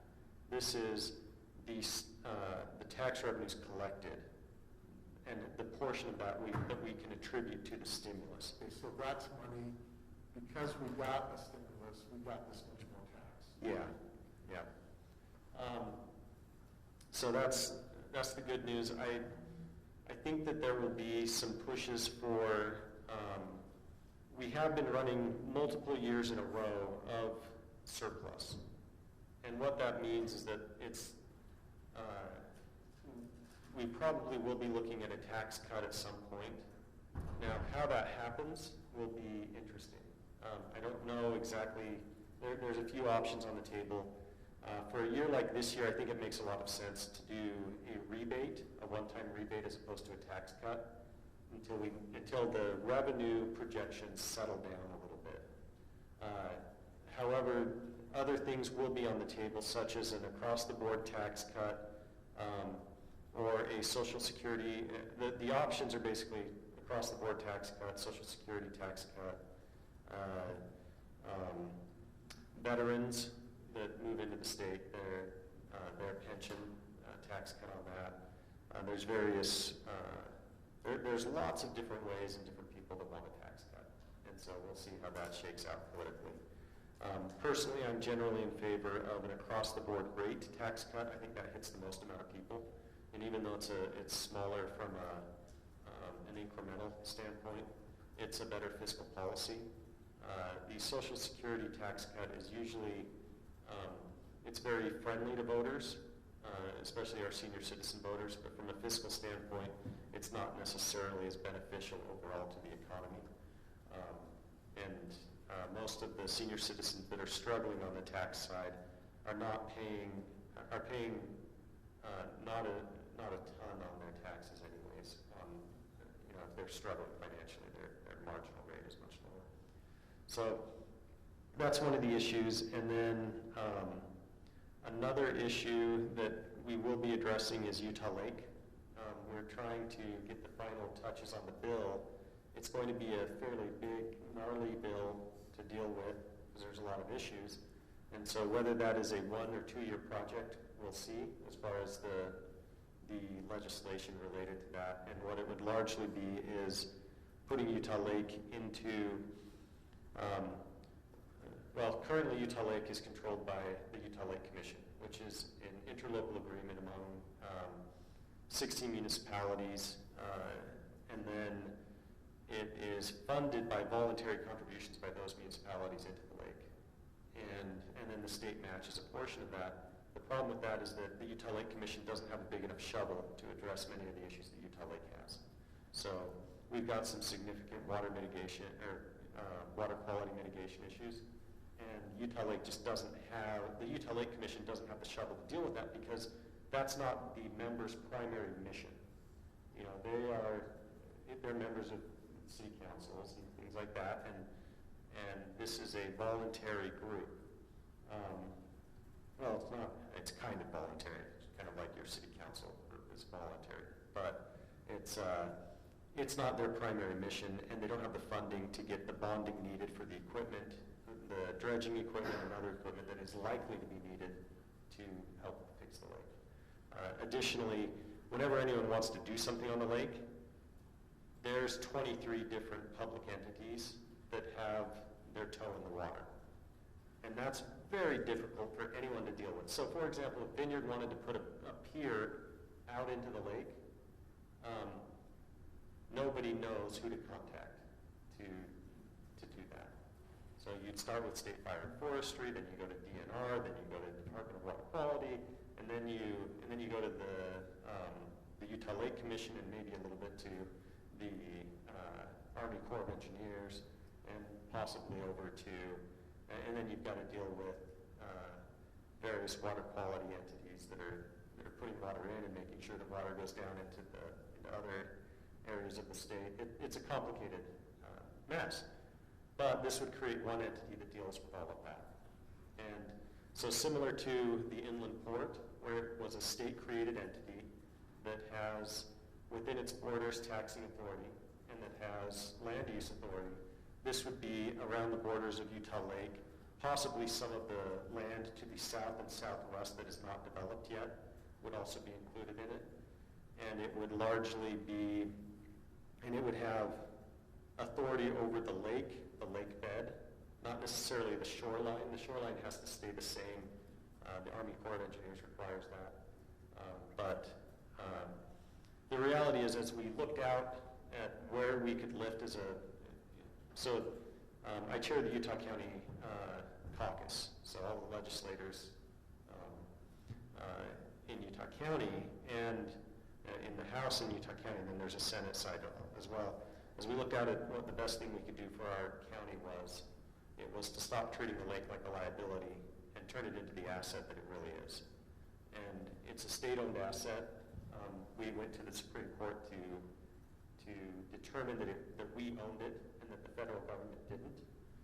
And we have stewardship over it. And so we're going to try to at least create the structure for solutions to come forth. We don't know exactly how much the mitigation will cost. Those range from $2 billion to $6 billion to do the full mitigation. But we do need a structure to start dealing with it. And we're going to try to push as much of the funding onto the state side because it's a state-owned entity. It's a state-owned asset. And it's ridiculous that they're dumping all of that onto the local governments to pay for that when they don't own it. So you're looking at creating a taxing authority. It would have taxing authority internally. We've looked at different taxing models, and I think that what we're going to do is just try to create an ongoing appropriation from the state to fund that. So then you wouldn't need a taxing authority though, because all the money's coming from the state. No, it would have taxing authority within its own borders. So if there's land use on the south and southwest area, they would be able to tax just like a municipality for property tax purposes. And then they would have some fee collection ability because it would largely have four goals. The first would be to maintain the water quantity, because the water quantity in a desert state is probably the most core issue. Additionally, the water quantity, if we don't maintain that on the lake, if what we do on the lake changes that water quantity, it has downstream effects on the Jordan River and the Gray Salt Lake that are really detrimental. And so the number one objective is to maintain the water quantity, followed by improve the water quality. The third would be to maximize the recreational opportunities on the lake, and the fourth would be to maximize the economic value of the lake. And so as development happens, and part of the reason why we want to cut into the south and southwestern areas, because we see that as an area that has, first of all, it's undeveloped, and it could have some fairly high value in the future as the lake remediation happens for a recreational spot. And I'm just curious, is there a rule on keeping your mask up from here? You can take your mask off. Okay. I have a mask that is a new one, and it is not cooperating. And so I find myself dealing with the mask more than talking to you. and then I'll put it back on before I head back. So in terms of the taxing authority, it would have it within its borders. And because there will be property and there will be revenue generating opportunities on the lake. So would it encompass all of Lehigh and all of Vineyard, or just the portion of Lehigh and Vineyard that border the lake? No, it would end at the lake shore there. Okay. So if it's not even a whole city, it's just proximity to the lake. Yeah, it's just proximity to the lake.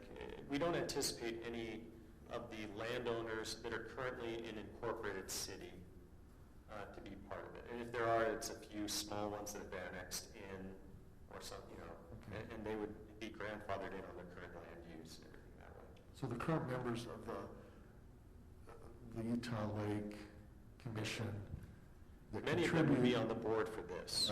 Right, that currently contribute, that's going to be dissolved. That's the goal. As I've looked at this issue, I started out thinking, how do we properly fund this?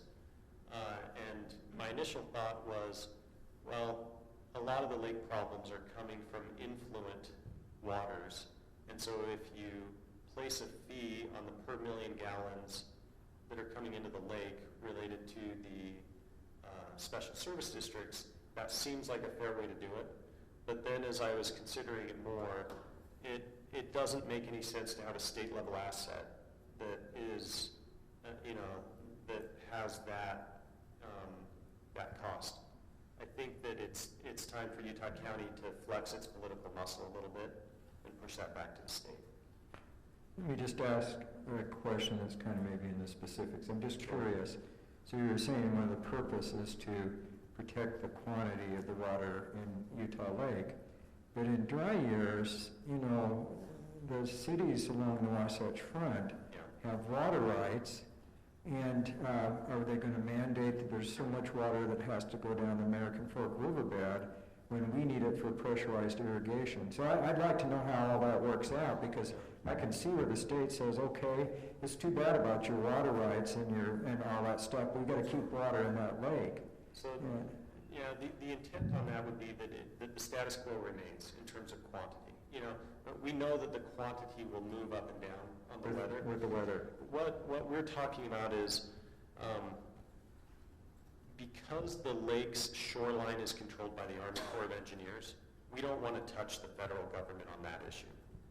And what that means is that as we engage in mitigation, that mitigation almost certainly involves dredging part of the lake out, and that changes the water level. And so what we would do with that dredge is you do create islands, or you do create structures within the lake, and that can create a property tax base as you do that. Not all of it would be that way, but even if we don't create a habitable island, there's still potential for reclamation. There's still potential for reclamation or things along those lines.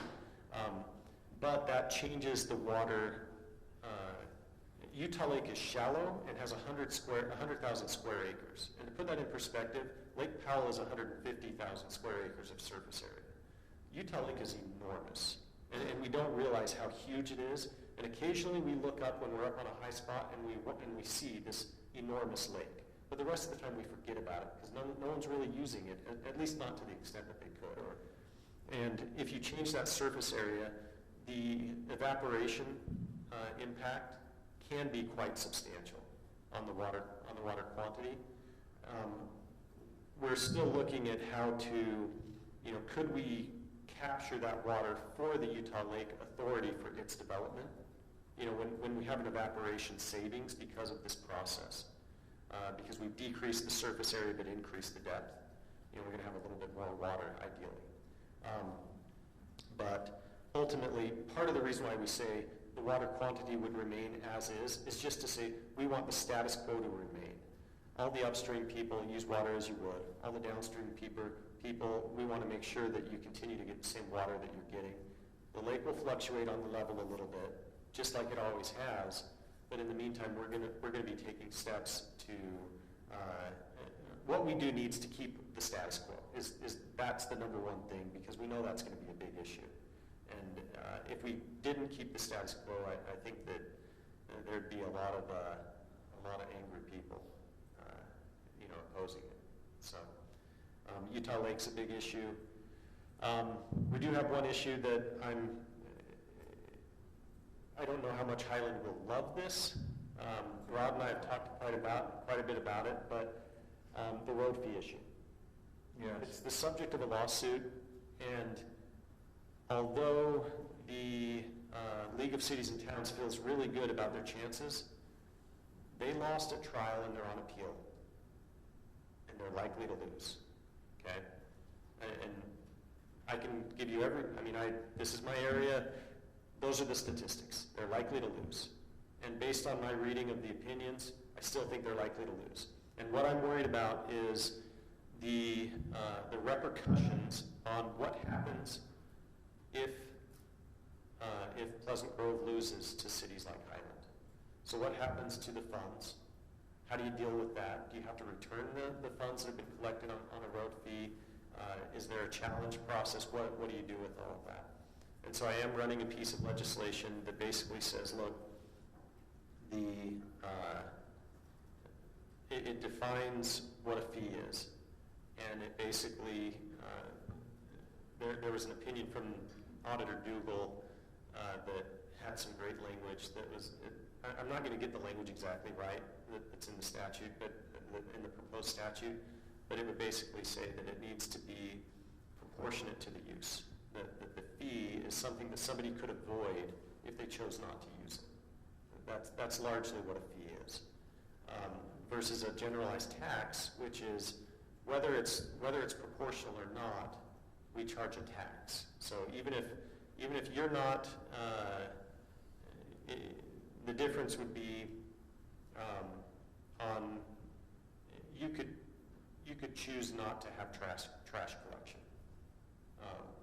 and a citizen could choose to do that. But they have 2 cans out. If you have 2 cans, and you put your 2 cans out, you get charged for 2 cans. So it's proportional to your use. They have to go and generally proportional. It doesn't have to necessarily be exact. Part of the reason why we're doing it is we also want to add in some provisions on how the money that's currently in the road fee collections, which is impacting about 20 different cities, how that's going to be dealt with. We don't want that to be an issue of panic or an issue that puts a city's budget just out of whack. That there's not a clear-cut guide to what's going to happen with those funds. So, for example, if we were to say, look, we're interpreting the statute this way, which would be largely in line with the way the court interpreted it, and then say, if you have this, then we're going to do a period of 18 months or so for you to, change your policy. You can continue to collect those fees in the meantime. You can spend the money that comes into that. Once it does change, then those funds that are currently in a separate account, we're going to be trusting the city councils to use those funds as they were intended, but it's going to go into your general, operating account. Different cities call it different things. So, Jay, this brings up a concern I have is, as Highland City, don't look at the other 19 cities that have this fee. Yeah. As a representation of Highland City residents, we went through a process where it appears you guys are trying to find a way to do away with the fee where the legislators could go the opposite way and make it legal. You could say, hey, fees for roads are legal. We could have legislation that goes that way. The reason why I bring this is I attended 3 of the open houses that the city did when they were discussing property tax or fee, and it was really obvious that the residents wanted to have the reason the fee fit for them is that when in a specific account, it was equal amongst all homes, because some homes that maybe, let's assume, were 400,000 have the same amount of cars as someone that has $1 million home. It was an equal fee versus someone who has $1 million home, they're going to be paying the disproportionate. And so it was something where they took a lot of input from residents, and then we put we grandfathered where it would sunset at a certain time, so it doesn't keep going on. And yet what I'm hearing is you're supporting trying to do away with our fee, which we kind of try to seek from the residents. And to be honest, it's a little alarming, because I feel like I have my representative fighting me the other way, where the city's kind of going down this path instead of saying, hey, I'm going to try to represent the residents. That's kind of direct. What you passed was a tax, even though you called it a fee. And it's because you made it equal that made it a tax. And that's what the court found. And that may not be something you want, and it may be something that was popular, but I can tell you that politically, there's no way to get what you're wanting done in the legislature. And the reason for that is unless you get the Taxpayers Association to flip on that, you're not going to be able to get a Republican with a fiscal record to support that in any way. And that may be a difficult, hard political stance, but... So help me out. I think those who run the council that passed it are very financially, physically responsible too, and Republican. And so I'm going, when I hear that, I'm just kind of ready to get pushed back to going, I don't believe that. I believe, well, it was grandfathered in. We felt it was going to be more equally shared amongst. I didn't vote on it. I only showed up the meetings. I was on the council when it came about. But I'm just trying to say... Well, I'll put it this way. What you're saying would all be fine, but you already have a court ruling that once that gets upheld on appeal, you're going to have a court saying this is not a fee, it's a tax. Okay? And that's not what you want to hear, but I'm not here to tell you exactly what you want to hear. That's the reality of it. And then there's an entire world of uncertainty as to how to deal with tax money collected under the auspices of being a fee, and whether or not it needs to be returned to the citizens, and what the process is for that. And in order to get a compromise on creating an orderly process for that, and in order to create a scheme whereby cities are not put into a lurch on what they did operating under what they felt was appropriate, but what a court has now found was not appropriate, there's going to be some trade-offs. So in order to create that order after, now you can say, I want the legislature to go and change it to say that what we did was fine. And they could change that, but I'm telling you politically, it's not gonna, I can't get that done, and it's not gonna be supported. It's the same reason why every city and every county, for as long as I can remember, has said, we want a cost of living adjustment so that we don't have to go through truth and taxation. And no legislator in their right mind has ever brought it up because they know they're just gonna get pummeled on that tax issue. Hey, and, yeah. Brady, can I ask, it's so hard to know where your voices are coming from. Brady. Nice to see you. You can't see their mouths, that's the problem. I know, it's totally like trippy. Yeah, I'll pretend I'm talking now. Okay. Hey, just so I have context for while you're explaining all of this, can you tell us if this has the potential to apply to our public safety fee or our open space fee as well, just so I can think about it the right way? Here's the thing that you're running into. Cities, rather than going through truth and taxation, have been taking an end run around it to go through fees and to call what are actually taxes fees. And enough of them have done it that, you know, I don't think the cities were trying to do that. They were saying this is an alternate means, and it's now been found that it's not. And whether we do it by legislation to create a scheme where there's some time to get, you know, to correct that course, or whether the court does it for you and then there's a lot of chaos and confusion as to how to deal with it, is really what I view as the issue. Now, the League of Cities and Towns is going to have, you know, they believe that their appeal is going to prevail. And, you know, maybe they're right, you know, appeals do prevail. But, you know,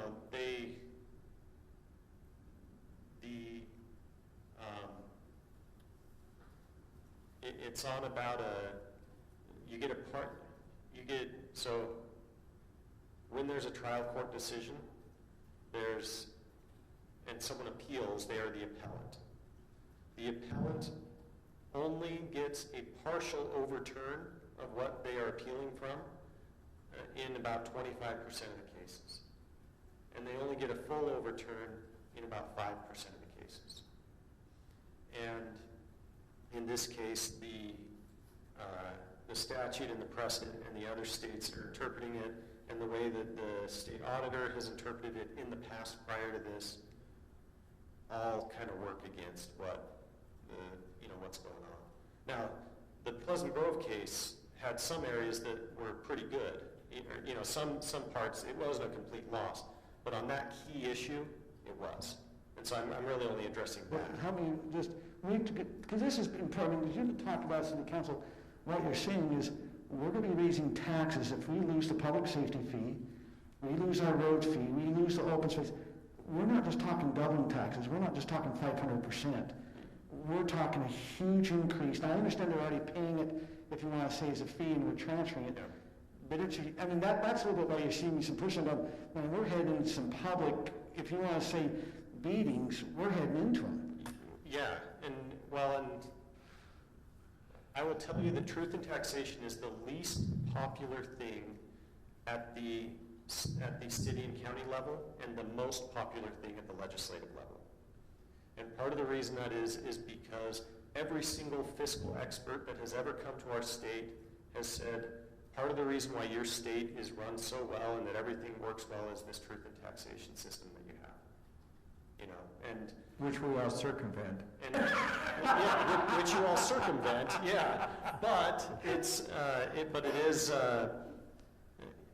there is a harsh there's good policy, and then there's politics that you have to deal with as well. And I don't want to pretend like we can always ignore the politics. There's some politics on this, and the war as to whether you could do it or not was likely lost in that lawsuit. The war over whether you can get something out of it to at least soften the pain that comes as a result is the one that I'm trying to take on. Now, the league may disagree with that in terms of what they believe they can win or not, and that's fine. I've been listening to the league. I've been jumping into some of their meetings, and the last meeting they says, hey, on the road, we're going to go ahead and maybe wait for the court ruling. We're going to try. I thought they were doing it legislatively. I think when we were talking, Mayor, this last summer, we thought there might be a bill passed coming forward to help out the cities that had these type of fees. Now, we don't, and I understand our fee might be a little bit different from Pleasant Grove, where they're charging certain higher fees to, if it's commercial, there's a tad bit different. But I can recognize what you're saying about these fees, and I can also be flippant on that. It might be nice to at least have an 18-month warning if the courts, and I do agree, if the one court's ruled, you do have there's a likelihood you're not going to, but it also depends. I don't know why the league is being so optimistic at this time. They seem a little more optimistic about winning it. Yeah, and I don't know what, I'm not sure that they're optimistic about winning. I can tell you, they told me the facts of the case before they went to trial, and I said, and I told them how the case was going to come out, and I did it, just understanding the legal principles on it. It wasn't like I had to dig deep into how the case was going to come out. It's fairly intuitive from a legal perspective, is what I would say. And I don't want to, I've lost cases before and I've been wrong before, so I'm not going to claim that that's right, but I can say that when you think about the difference between a fee and a tax in your life, a tax is more the idea that it's just something I got to do. A fee is something that I can scale proportionately to my use or not, or it's a one-time thing, but in that one time, there's the ability to not participate. So you mentioned, Brittany asked a question about public safety, and the second one about open space, and each one of those do operate different than the transportation fee, the public safety, and even our open space, they almost be categorized a little differently from what we've been able to, and from our attorney. It's not that those couldn't be collected as fees. You may be able to still collect them as fees, but they would need to have at least a level of proportionality in order to do so.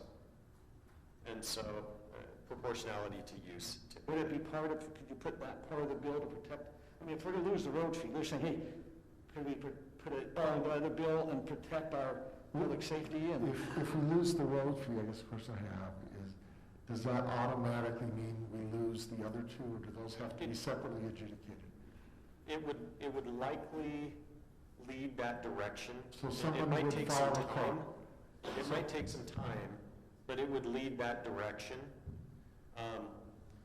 However, it doesn't mean necessarily that you're going to lose the roads fee. You may have to change how you calculate it and how you assess it. That's another possibility of what you could do. I don't see that we have the information as a city to collect proportional road fees. You could say it's a representation of the frontage. Yeah, and that's what Auditor Dougal has talked But I about. think I don't know that that's. that's a poor, I mean, if you live on a corner lot, do you have any more cars than someone that doesn't? Well, and here's the problem. There are some goods in government that are meant to be funded by the general tax. So for example, your public safety fee, you're not going to be able to say you were arrested more, and so therefore you're going to pay, or you called 911 more, so therefore you pay more of the fee. That's not really feasible. You could try it, but I don't know that it would work very well. No. And so it's something that is a generalized tax. People's access to city council, and so the cost of building this building and other areas, you share generally. And you typically, you want people to be here, so you're not going to do it proportionally to keep, otherwise they stay away. Same with the library, same with other city services. And so, there are things that are meant to be that way.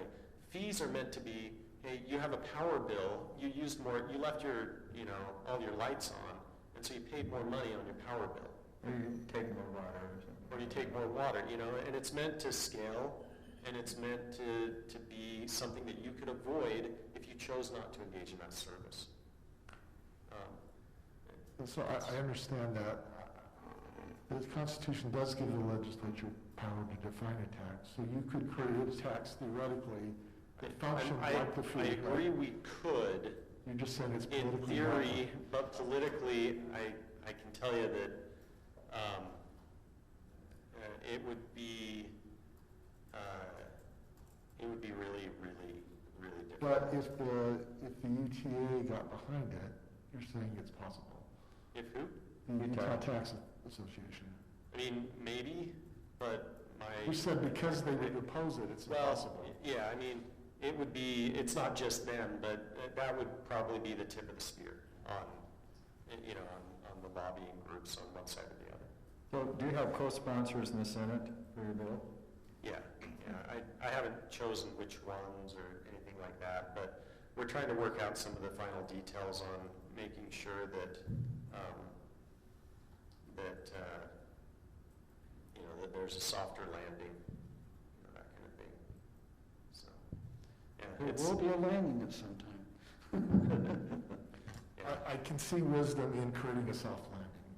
Yeah, I know this is not something that's fun to talk about, but it's one of the harder issues out there. Well, and Brady, I appreciate you coming. I look forward to, I should have reached out to you earlier. This is what's been on my mind, the fear of what happens with our transportation tax. What happens there? How can it work through? And once we start hearing about Pleasant Grove's case, we talked to our attorney several times. We talked in council. So I appreciate you coming to share how you see this all coming together. I don't want our city to be left in a lurch. In my mind, it's already gone down a path that's far enough that our city will be hurt if we don't intervene before it gets to the end of that road. And I don't want that to happen. What would be your best advice to us then with regards to the public safety fee and the road fee? Would your best advice be to wait it out for a couple It should years? probably be put into a general tax. Like timing-wise though? Start the process.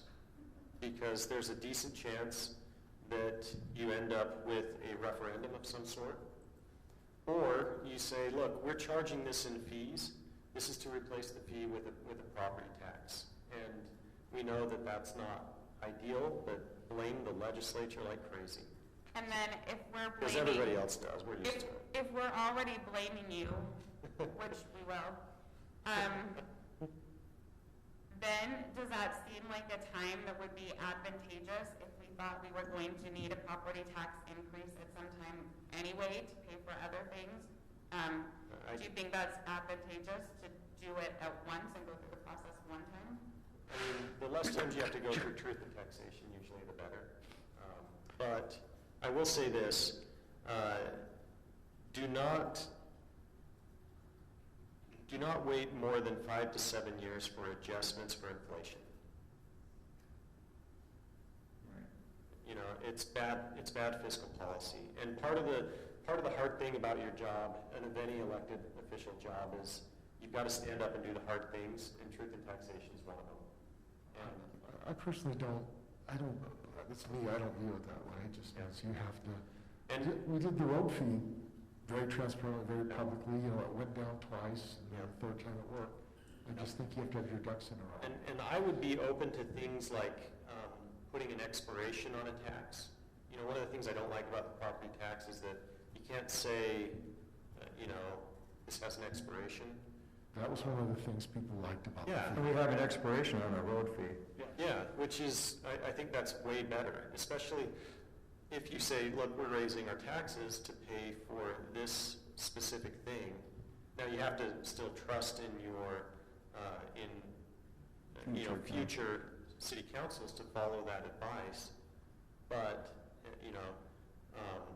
and you guys could probably still do some level of earmarking yourselves to try to bind Yeah, them we can, in the future. because But you've already provided that. Is it possible that expiration or sunset clausability could be part of this, or is that another fight? I need to look at how the code is set up. If it is possible, I'm really open to doing that, because I think that makes sense for larger capital projects or larger maintenance projects that have had deferred maintenance for quite a while, where you're hoping to get it up to a level and then have a lower cost to maintain thereafter. That makes a lot of sense. And I think that people will get that. And everyone likes an expiration on. I mean, part of the big deal that I've seen with, to do an analogy, we're going to be going through this post-COVID world soon, hopefully. Hopefully. And as the vaccine rolls out, we'll start to see a lot of the numbers. At first it'll be ICUs that decline because they're going to high-risk people. But there's going to be an inertia and a resistance to removing some of the regulations and the precautions that have been taken. And it will take longer than maybe it should because of that inertia.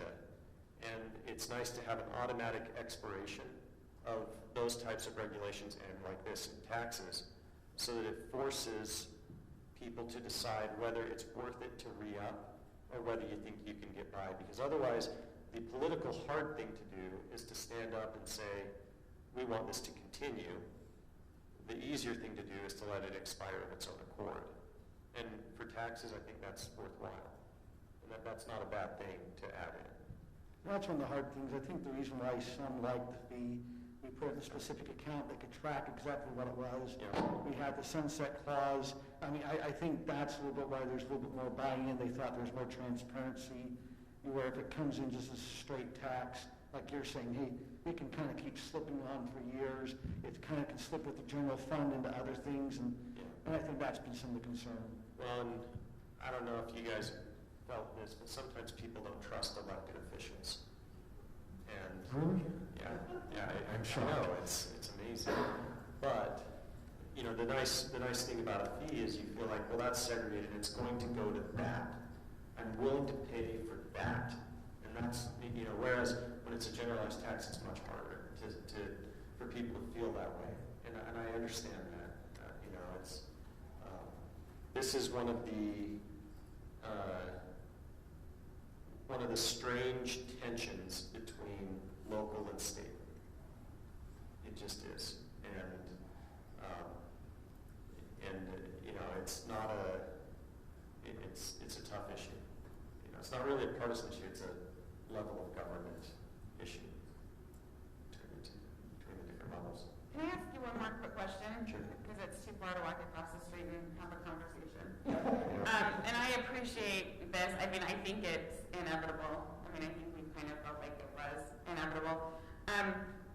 kind of COVID-sponsored legislation are you thinking about as far as the way that everything was managed and the way decisions were made at various levels of government? I know it's something you've thought about. Yeah, so I actually put a lot of time into that one. I don't know how long you guys want to go, but I will say this: a lot of that is still in flux. There's still a lot of negotiations happening, but I'll give you some of the general principles that we're looking at. That inertia is a big problem. The inertia of orders and a couple of principles are, it's one thing to deal with an acute, active health crisis of sick people. And that appears, everyone seems to agree that that falls within the health department.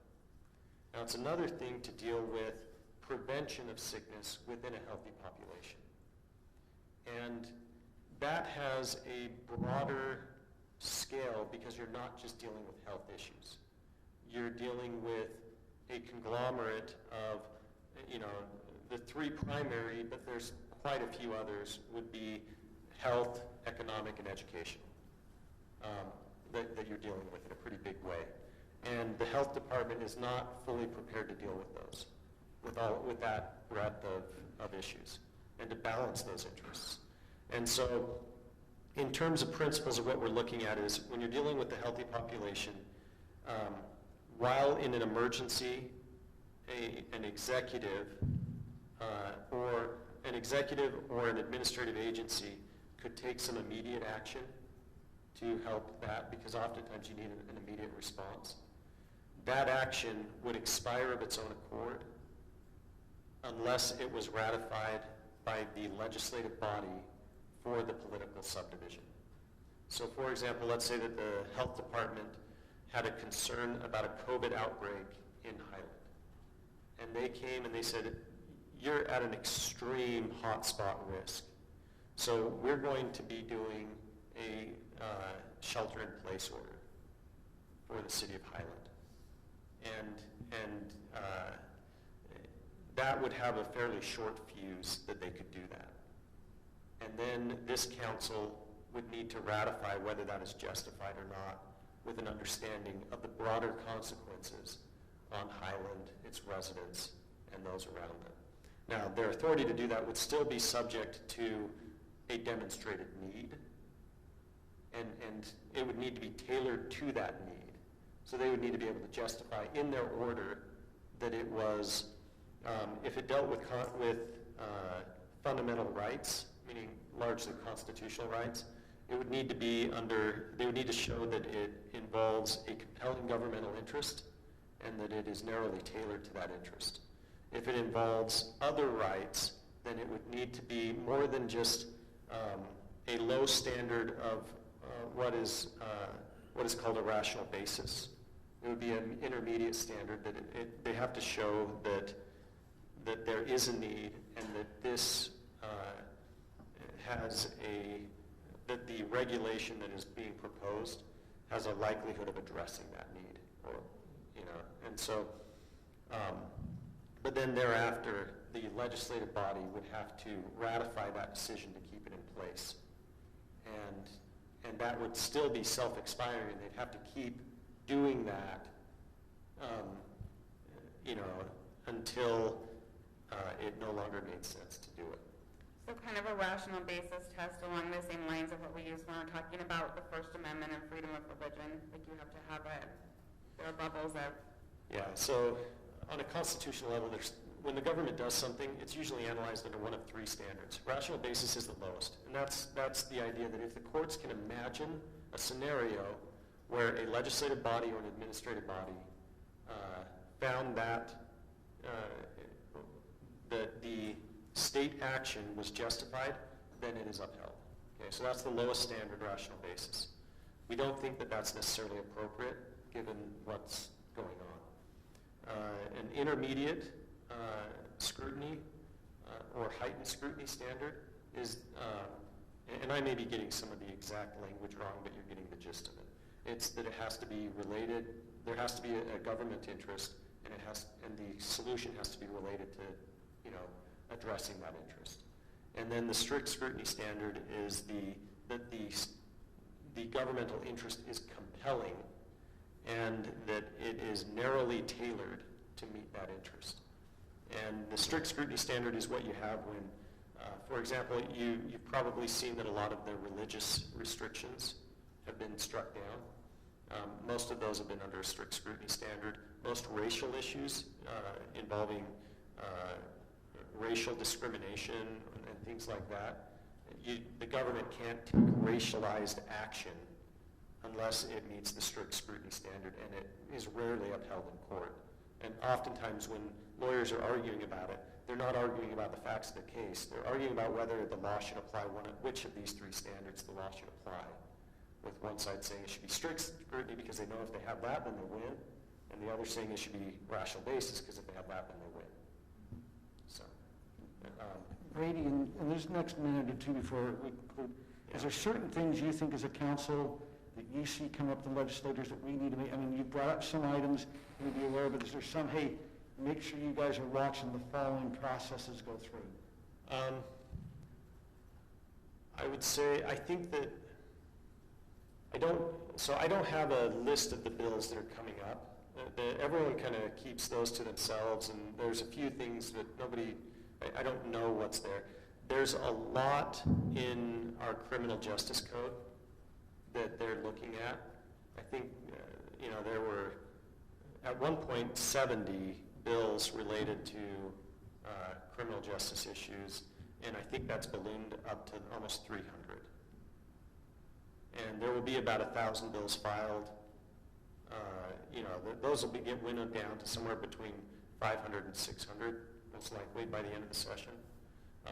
Although things may move a little more slowly than usual this year, so we may not get through, we may only end up addressing 300 to 400 bills. If technology does what I think it will do in terms of slowing us down, because some of it is remote and that kind of changes things. So I think in the criminal justice side, keep an eye on that. That will be an interesting world in that. Anything with water? I haven't seen a lot with water. There's always a few things, but I'm not on those water committees as much, and so I don't really have my ear to the ground on those. And then zoning, I know there's a lot of push to there will be some restrict or limit city's ability to limit development. I'm always fighting an uphill battle for our area to allow us to keep a lower density. That's not very popular. They're always talking about a housing crisis, and I'm always saying, my area does not want more development in it. That's not serving my constituents. And so I'm always kind of fighting an uphill battle on that. I'm sure that Senator Kennedy will be joining me in that battle.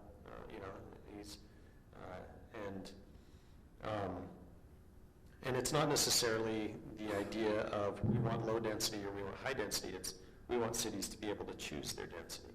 Yes. That's why people move there, and there's a sovereignty that I believe needs to be respected on that. I do see some of the cities have gotten a little bit aggressive on choosing exactly how each house looks in terms of feel and elevation. I don't know that that's been as much of an issue here, but they want to choose the colors for everyone's house. Sounds like an HOA. What's that? Sounds like an HOA. It sounds like an HOA, and that's not really what we want cities to do. And so I think that, I believe that someone's running some legislation that kind of just says, look, cities do zoning, and homeowners choose how their house looks within the zoning of the city. So kind of a follow-up. How do you feel that the Highland cities perceived it there? I mean, there was a meeting me and the mayor had about 2.5 years ago. We were called elitists since we were from Highland. Some of it dealt with the zoning. I think we've been somewhat flexible. As you see the townhomes around here, we've tried to look to see what areas, like when you talk about zoning, what are you hearing from the legislators from the state when you hear the name Highland? What are they saying? I don't know that there's always a few Well, I'll start out by saying this. Every year I receive the demographic information for my district in comparison to every other district in the state. This district is the highest income district, and it's not close. And that creates some animosity no matter what happens. Okay? So I don't know that it's tied to Highland. Sometimes there's just kind of envy. And we're not dealing with some of the problems that other districts are dealing with. Not in the same way. When I had a conversation with one of the representatives, one of the Democrat representatives from Salt Lake County, and we actually, all of us really get along. There's not as much partisanship up there as you might think. But she was really having a problem with the riots happening in her district and with COVID outbreaks, multiple COVID outbreaks happening right then. And she said, this has been devastating for my district. And she said, well, how's your district? And I kind of hemmed and hawed. She said, no, really, how's your district? I said, well, and I think to this point, at that point, there had been like 25 COVID infections, and she had like 450 in her district, which at that point seemed really high. And it was the highest in the state. We had like the lowest in the state. And I said, well, for a good portion of my district, they're down in their personal shooting range, and they're well prepared, and they're doing fine. Like we got a pretty well prepared district, and they're pretty self-sufficient, and they've got their ducks in a row. But we're doing fine, and I think that sometimes it's easy for some outside of our district to understand how much our district contributes to the state, that they forget that. And I think it's easy for those within our district to forget that there are problems far greater in the state than what most of our district is dealing with. We have them here.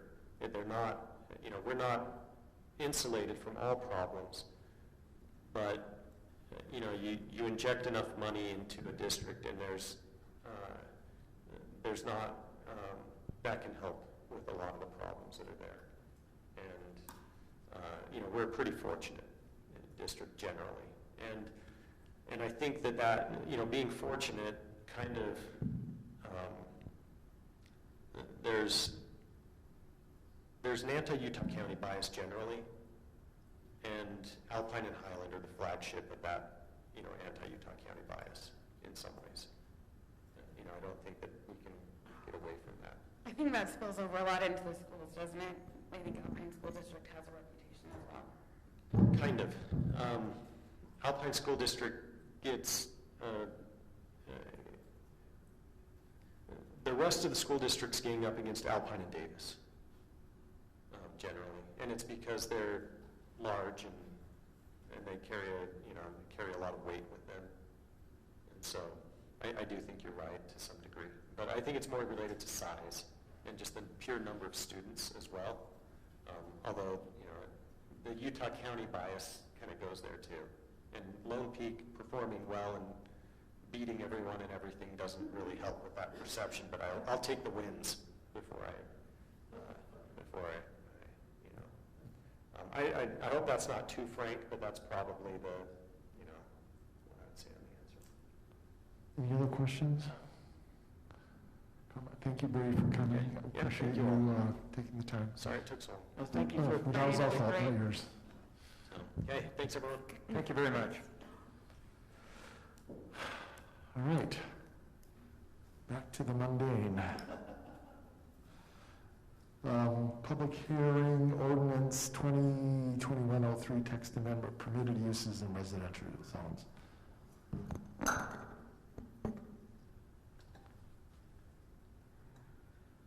Okay, so do you want to just, Yeah, it's going to give me a minute though, so go ahead. this is similar to what we talked about before, a little bit different. But based on that information, if the council would those concerns. If you just want to proceed and not hear this, we're fine with that. But the general idea here is to change public buildings and parks from a conditional use to a permitted use in the residential districts. What this does is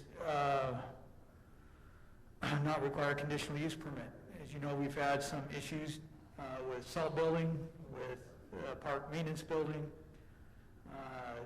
with parks, with others that trying to process those and get needed public facilities built. This doesn't mean that we would not do public improvements, public participation. We would do open houses. For example, the two things that we think of, for example, is Spring Creek Park. We had multiple public meetings and design process for roads, where we bring residents in, they come in, they look at the projects, they provide their input, and they we do what we need to do to accommodate everything that we can. But again, we're having a conversation from, we need this facility, this is where it goes. Because the council had, if we take the salt building or the park maintenance building, we've had a number of conversations on agendas and things like that where people can participate in that process. If you remember, like the salt building, we had one group of residents say, don't put it here, put it next to these residents. And these residents saying, don't put it here, put it next to those residents. And so it really puts us at a disadvantage. We've had appeals filed on decisions that the council's made regarding public buildings. So our proposed process would be to have the council meetings like we normally do to discuss our need, location, the design, et cetera. Do a notice that the Planning Commission asked, hey, we're going to do this. We take a step further. Todd is great at talking to residents about what's coming, what can we do. We would do an open house. We talk to the council about what's the appropriate way to handle a specific project. We would be, quite frankly, out of our mind to do something and not talk to adjacent neighbors. But sometimes you have to move quickly with wells and stuff like that. We're going to talk about that a little later tonight, but where we have to do a public facility and we have to move. And then we'd come back and get the council approval to proceed. So the public input and all that would still happen, and we'd have those specific meetings with those adjacent in a process to solicit that with them and meet with the adjacent owners to do that. So that would be our proposal for this. So a quick additional comment is, if you remember, and I don't know if everyone here heard, but we had some meetings with the State Lands Ombudsman, with the Planning Commission, and we've met with them separately, and one of their recommendations to cities is that if you have a use that's allowed, make it allowed. Don't do conditional, because conditional, it just creates problems. That's coming from the state's Lands Ombudsman, whose job it is to defend the rights of landowners. And this one was biased that way, but his view was, if it's an allowed use, just make it allowed use. Don't make it conditional, because that just creates problems. It goes back to the expectations thing. Because when I've heard conditional use, to me, without knowledge of being in the process, it meant, oh, it's optional, right? So the city can decide whether they want to or not, and that's not the case, because state law in Utah is biased to an extreme towards allowing uses. So we're changing the definition of these items, the public buildings and parks, from being a conditional to a permitted use. Right. But it doesn't sound like we're changing the process a lot, because we're still going to have open houses, we're still going to seek feedback and different things. The process is it wouldn't go to planning commission, basically. Okay. Wouldn't do a formal public hearing or anything like that. But we'd still Oh, yeah. notify people and Yeah. discuss, I mean, Let's take Mountain Ridge Park, right? Yeah. So, next month or so, we're gonna have a discussion about that. Never in my expectation, or anybody else's, would we start a park without notifying or talking to people? That would be kind of crazy. So, in my expectation would be, hey, this is where we are, this is where we're going. Council signs off on that. We hold an open house. Hey, everybody, this is where we're going and this is what we're doing. And they come in and get excited about it. And then we start bidding and all that kind of stuff, and then it goes through the process. So, to do that. If you remember Spring Creek, we'd done all that, right? And then all of a sudden we had to stop, and then we go and hold public hearings before Planning Commission and then before City Council. And where we had already gotten all that input, and then we had to do it again, and just delayed what we could do.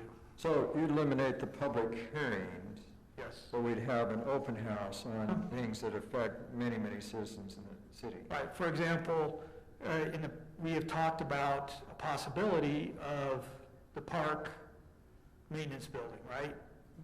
Possibly being located next to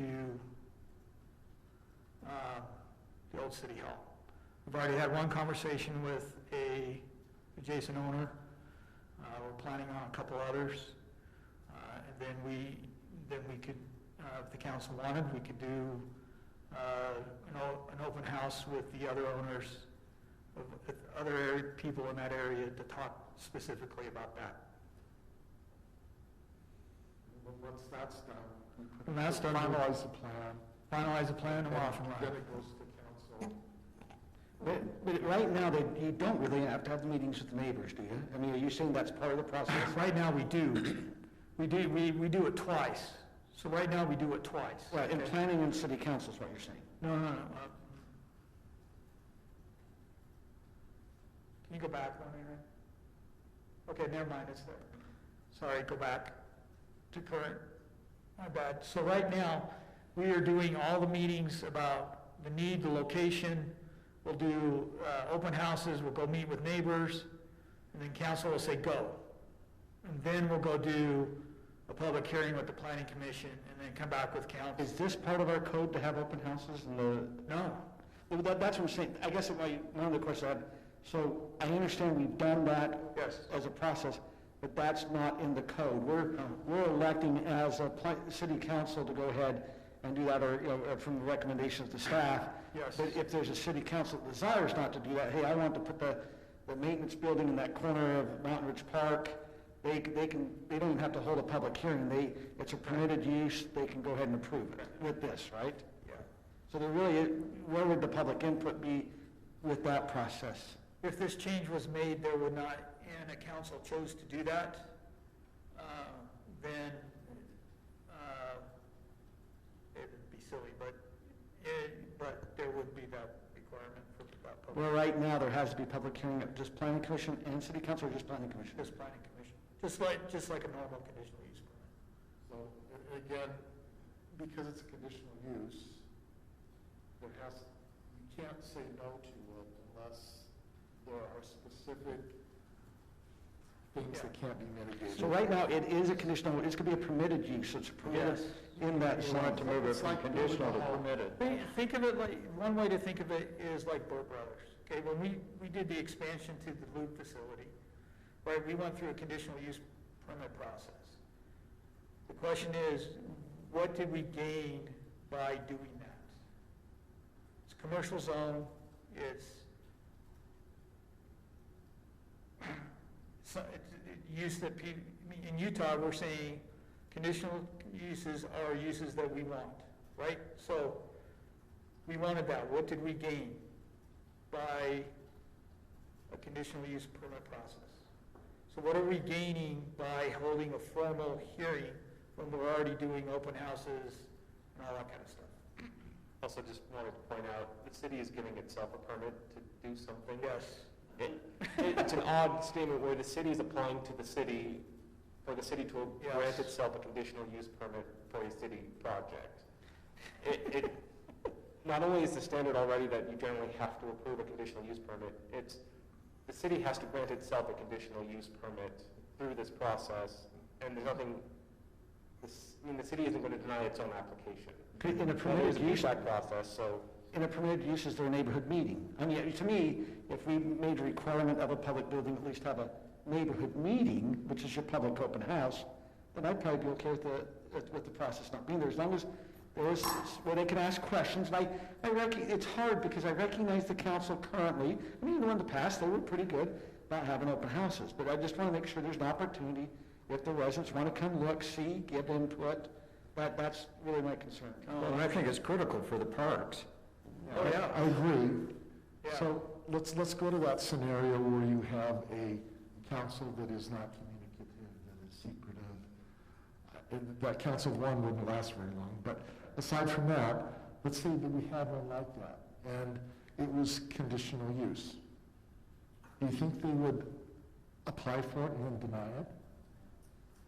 So what value do we gain by having a conditional use when there's a bad council? This one kind of makes sense to me. Just watching Todd and Nathan go through everything with the maintenance building and with the salt. What's up? Todd just left. What's up with the blue salt? It's so weird. Actually, it's a change we made because it has a de-icer in it. And so we're trying it. I'm so happy that I asked that question right now. Well, you can explain it better than I can. And I'd wondered for a long time, but I just seeing the struggle, he's right, nobody wants it, nobody wants the salt by them, nobody wants the park storage unit. And at some point, it has to happen. Well, so let's talk about park maintenance, because nobody's on the council, so I'm not going to offend anybody. So we went through probably 4 months of, let's put it here, no, let's put it here, no, let's put it here, no, let's put it here. You remember this one? Okay, so you can throw darts at me later. And then we finally decided this corner over here, right? Yes. And so we go in, council says go. We go in and we get plans prepared, we do all this, we start the conditional use process. This neighborhood comes unglued. Oh no, we can't put it there. So we just went through 6-8 months of time, expense, everything. Oh, no, we can't do that, we gotta move it. Which would have happened with the conditional use. Right, Would so not then be pushed back. we move it to Mountain Ridge. Oh no, we can't have it there. No, we approved Mountain Ridge. No, we did, right, but the neighborhood was like, no, we can't have it there. So they appealed and lost. Yes. And then the irony of the whole thing is we're going to put it somewhere else in the end. Yeah, right, so. so now we're back to one of the other stuff we're talking about, so. And the one that would be our chief protagonist is very much in favor of it. Yeah, so, it's just, it's like the salt building, we can't have it there. Well, I guess my feeling is as long as we can have an open house and meetings with people, I can support this change, from we can changing add from a- conditional to permitted use. To that, we can say a courtesy notice and open house. Yes. I agree with you, Scott. I think that's acceptable. I'm fine with that too. Okay, is there a are we ready for, no, public hearing before we do anything else. Public hearing open. If there's anybody here that would like to comment on this issue, please do so. And Ann, can you check if anybody online is Yeah, interested so in commenting? but we still do have some online participants. If you would like to comment, please raise your hand and I'll unmute you. And we need to give them awards for staying past 10, so. This is the most people we've had for a while, and yeah. And those who are attending, I have great popsicles for you if you want, before you leave. Nobody is raising their hand online, Mayor. Okay.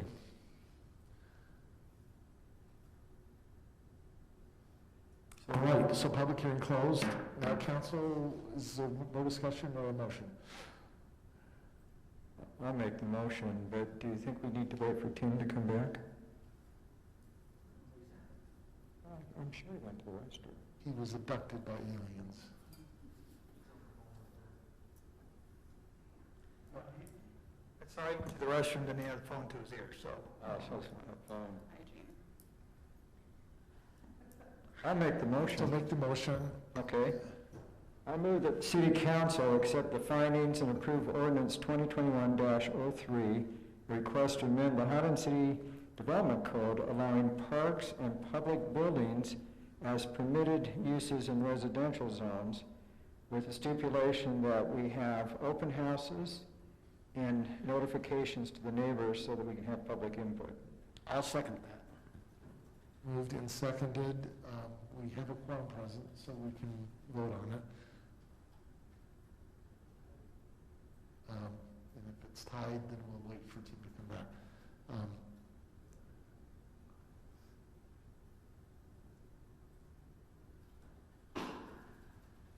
Sorry, my phone just went nuts.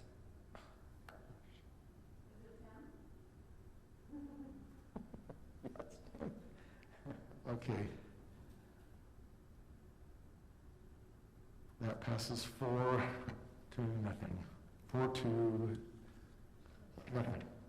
Okay, so next item, number 8, preliminary plat, Beacon Hills, the Highlands Plat E, phases 1 and 2. Kelly. All right, thank you, Mayor and members of the council. So Perry Homes is requesting a preliminary plat approval of, like Mayor said, Beacon Hills Plat E, phases 1 and 2. This is a vicinity map. It is both of those parcels as part of the preliminary plat. A little bit of background. Original preliminary plat approval was given in 2002, and a development agreement was made in 2003. Part of this development agreement included Plat E, which approved this land to have 35 single-family residential lots, and the smallest lot was 11,816 square feet, and the max was 23,034. And again, preliminary plat is not a discretionary process, it is administrative. And because there is a development agreement that was signed by the city with the developer or property owner is entitled to develop according to these standards that were previously agreed upon. Is this the plat where, is it this one or This is the one that was in the development agreement back in 2003. Okay. Yes. This is also part of the development agreement. This was the overall master plan, and that red box is just Plat E. Which is the last part of the Beacon Hills. Yeah. Yes. This is Plat E Phase 1. It includes 22.539 acres, and there are a total of 35 lots, so the same as was originally agreed upon. There was an increase in lot size to 12,432, ranging to 23,049. And this is it is zoned R140 with the open space overlay, allowing for those smaller lots. And then the accesses are from those two accesses on the east, lead out to North Beacon Hill Boulevard, and then on the western side, where it goes south, it leads into Cypress Drive, and then in Phase 2, you'll see right there is the connection that goes up to Sutherland Drive. When does Phase 2 happen? We'll talk about that in a second. Okay. And then you have those planned future accesses, the 6110 West and then 6070 West as well. And then in Phase 2, you have those two large chunks of space that they're dedicating to Highland City, and then there's a small parcel on the north side. And then also in phase 1, that section, parcel A, is planned to be a detention pond just for drainage. Is that detention pond grass with landscaping, or is it just native? The plans as of right now is like cobblestone, if I'm right. It's a xeriscape. Yes, cobblestone. Rock mulch is what Todd just said. Mulch. Fancy word for a truck full of rock.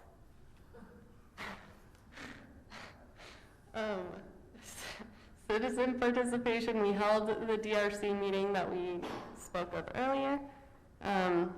I guess we had 10 residents that attended. Most of the concerns were about the elevation increase on the southern side, and then also increased traffic going down to, I believe it's Ridgeline Elementary that's down there. The appropriate notices were done for Planning Commission, and we held that public hearing at Planning Commission on December 8th. Residents' comments and questions were regarding the connectivity, drainage, open space, just questioning how it was going to be used, what materials were going to be used, and also the proposed trail. There was one resident that was disapproving of us having an asphalt trail be put in when it's not going to anywhere on the south. The trail on the south is in our master plan, we just haven't had the funds to put it in yet. And the Planning Commission did recommend approval of this preliminary plat. And we as staff recommend that the City Council hold a public hearing and accept the findings and approve the proposed preliminary plat with the following stipulations. They're all pretty basic. It also includes the 10-foot wide trail, 30-foot wide easement around that trail.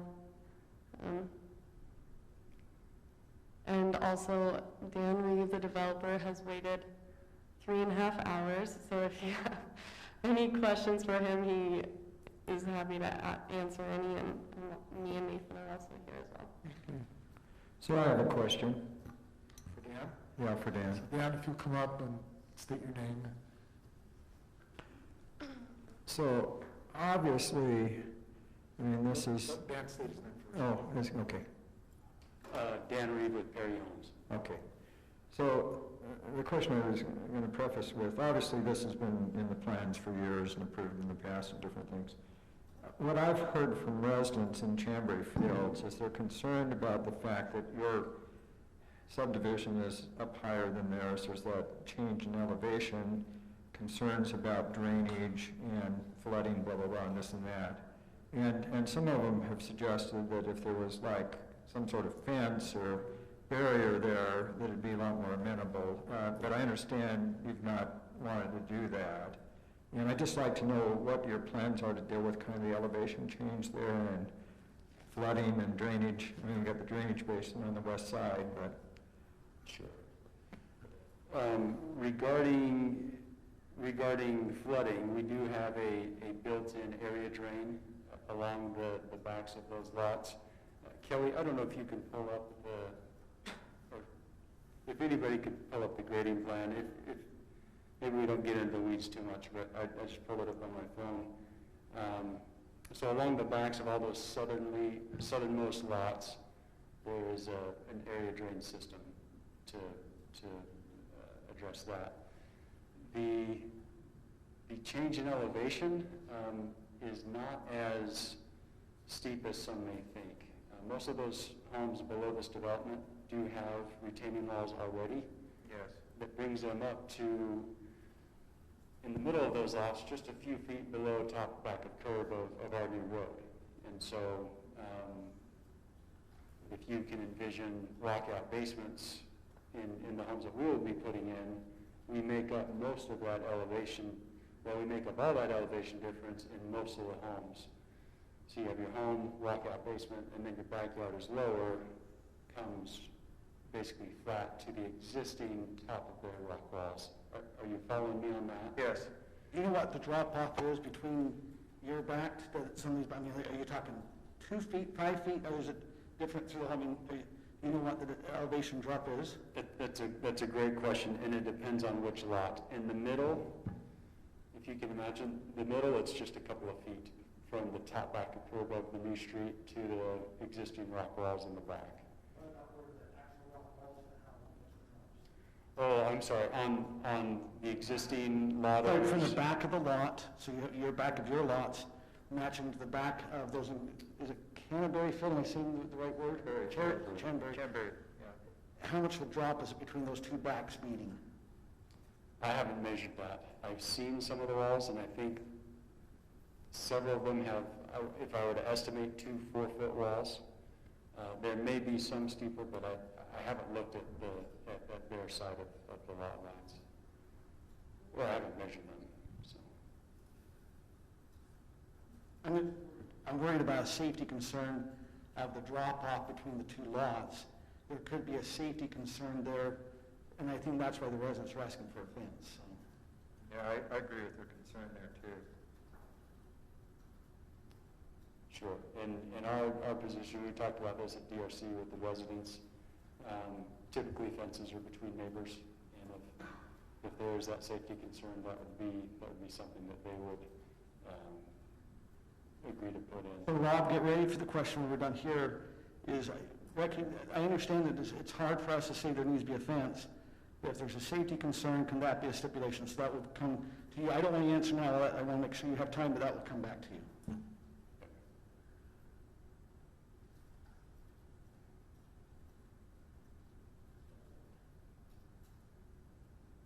Pardon? You came back to me? I thought you were talking to Rob. No, I'm fine. No, I'll defer to you. So let me ask you, and I know that the annexation's kind of dropped off of our agenda. Some of my concerns have come in on the timing. We did a non-binding agreement back, it appears in March, about some road connectivity, maybe utilities. Right. We haven't had that property come in. You happen to be part of that property owner. You're a property owner, I think, on the northeast and some parcels on the northwest. Can you share with us a little bit what your plan and timing is there? We aren't officially making that application. We were a party to that memorandum of understanding to work with the property owners that are making that application on the land swap.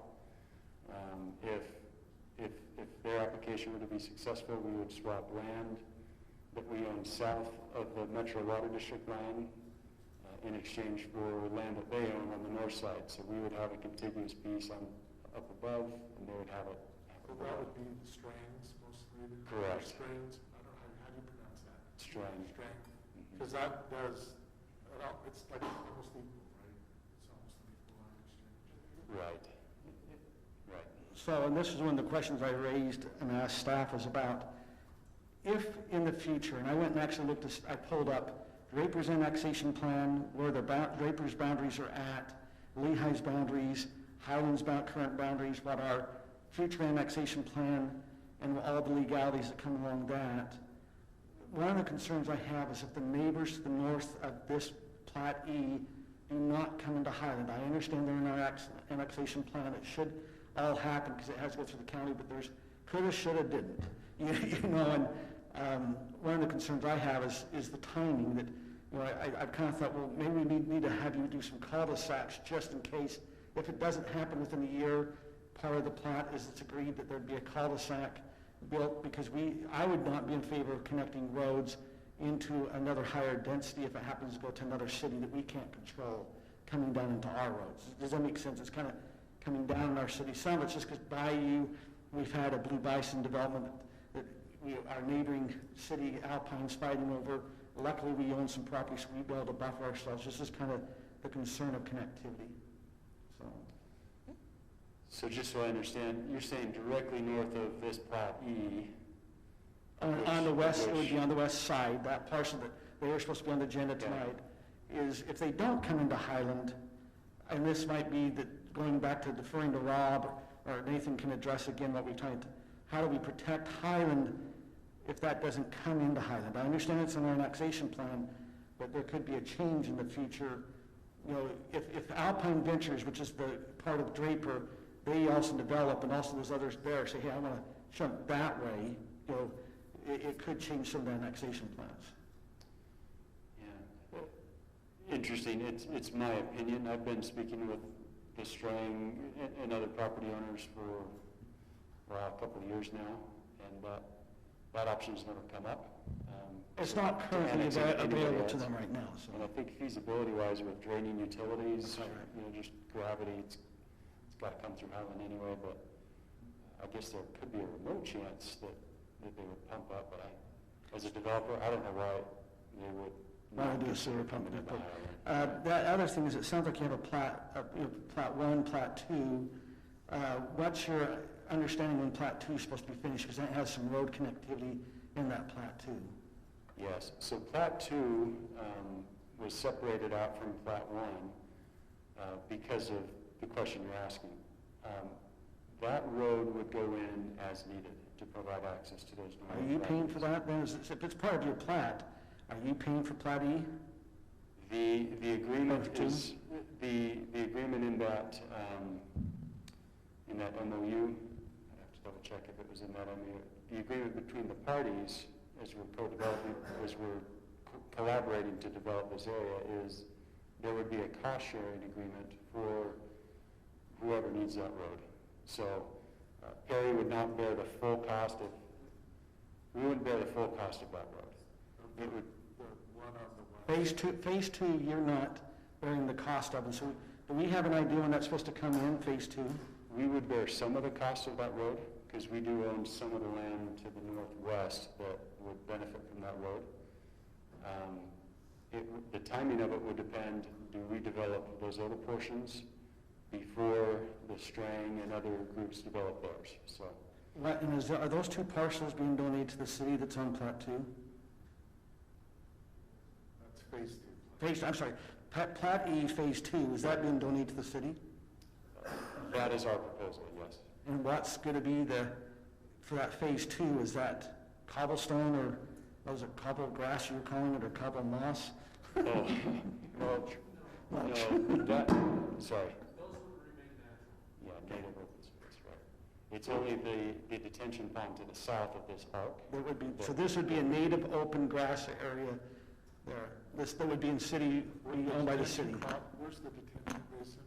Right there in the left In corner. that southwest corner. It's right under the curve, isn't it? Yeah. They can't see that. Aaron, can you point to That's the that? southwest. Southwest corner is where the detention basin is. That's just the curve, right under the curve. But if you go to phase 2, that's just north of Correct. phase 2. So these were all identified up front as, when the development agreement was approved of coming to the city as part of the open space. You're talking plat 2 is identified, you mean? Yeah, so Phase there's two. phase 1, parcel 4, I think it is, and then go back to phase 2. Phase 2, and then where 6110 goes through, that area there was also identified as open space to the city. As part of the Beacon Hills development agreement. Correct. And we're just going to leave it open. Yeah, it's right now it's just a hill. It goes about 10 feet, I would say 15 feet, and then just drops like a rock. Routes like a rock, okay. And then the parcel on the. It's let in here. Stephanie get mad at me. She keeps texting me. Talk in the mic, Todd. The property there on the east side of the road, that is a drainage swell. Basically, we get a little bit of runoff in the winter. Well, in the spring, coming down that, there will be a pipe under the road into the detention basin that we separate based on storm drain versus runoff. So that has to remain natural. We can't build in that. Who's going to put in that piping in that? Is that city? No, all of these improvements will be development. Now, this phase comes down to whatever they've agreed on with the developers to the north, who pays for it, but the city won't pay that burden, so. Would you mind, Dan, showing us where the trails are at again? Just, I think some of it's going to be ground up asphalt, where I was hearing over the Metro water district thing, and then the rest is gonna be an asphalt trail?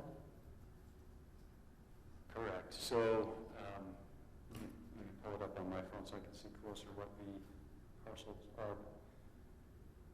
Yeah, I'll come around and point exactly where the city-owned trails will be, which will be asphalt trails with xeriscape on the sides. How far will you have the rock off the trails that are xeriscape? Yes, so you can have, is it an 8-foot or 10-foot trail?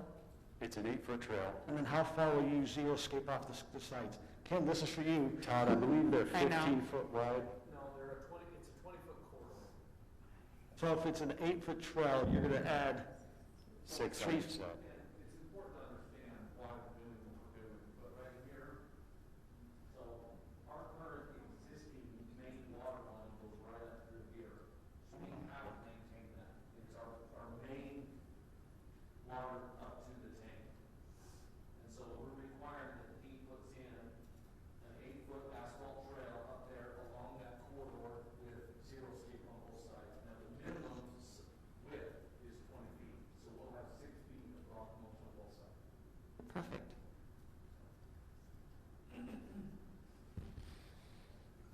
And Todd, actually, I'm recalling now that parcel B on the farthest south parcel, that's actually a 30-foot wide, so there'll be a little more rock mulch on that one.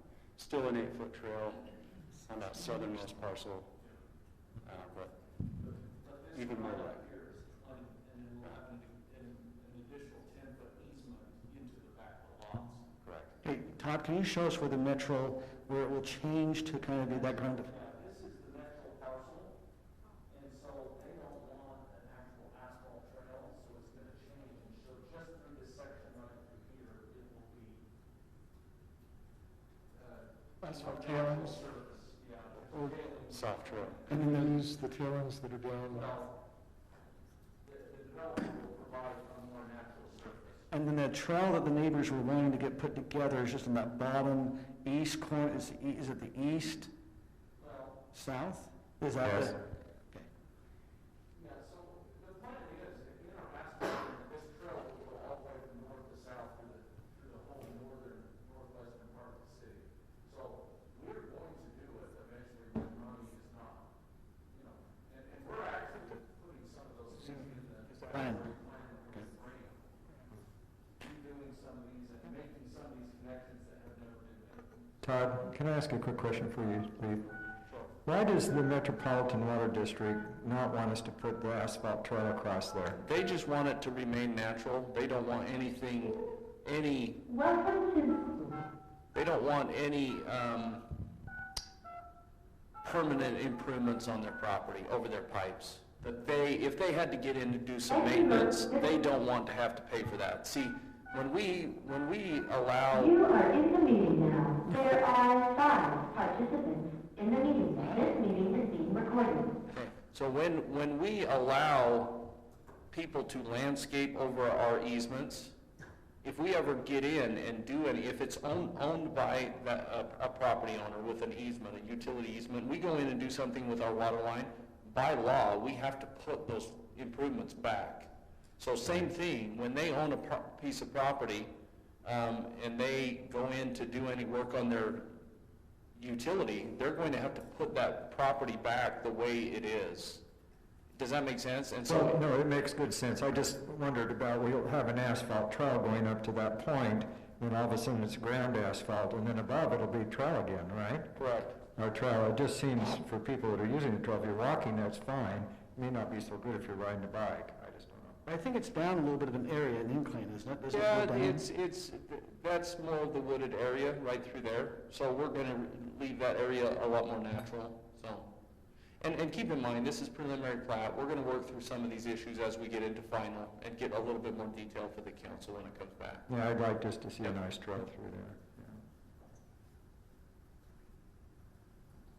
Councilman Smith, I'm sure we could get the district to agree that that portion of trail, like you said, rather than transitioning from asphalt to a swath of recycled ground, whatever it is, and then trail, I'm sure we could continue that as asphalt and have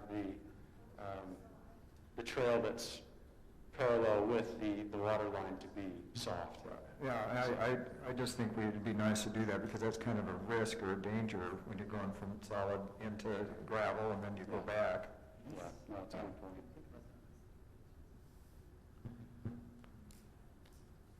Because they do allow road crossings as well when they do, you know, it's the perpendicular crossings that they're okay with roads when they have to be. Sure, right. All right.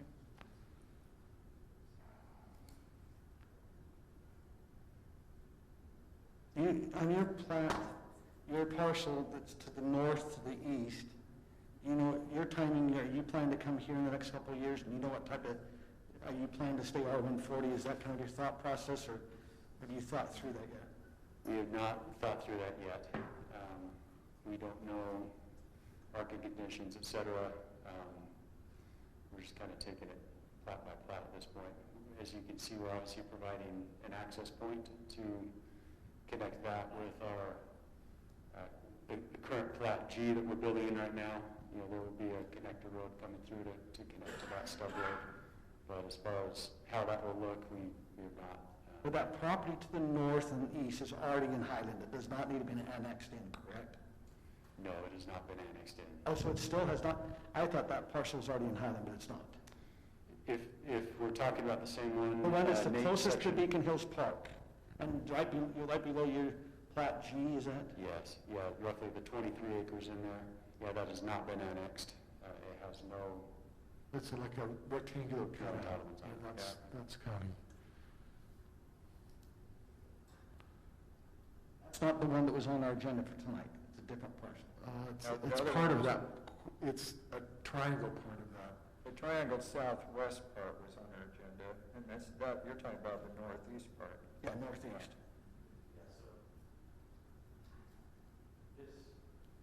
Yeah. I'll go back to the other one. It would have been easier for him to show. The one where you had the. Hey, there, right there.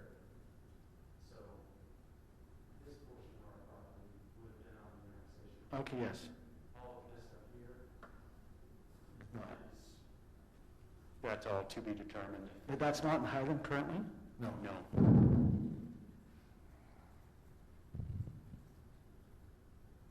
So Rob, my other question when you come up will be, if they are in our annexation plan, the plat to the north, can they at any time make an application to another city not to come in? And that would make, that we have to be careful on his road connectivity. I know that we've given an agreement, but it's just, it was a non-binding agreement, and we allow the road connectivity, but they might not come into us.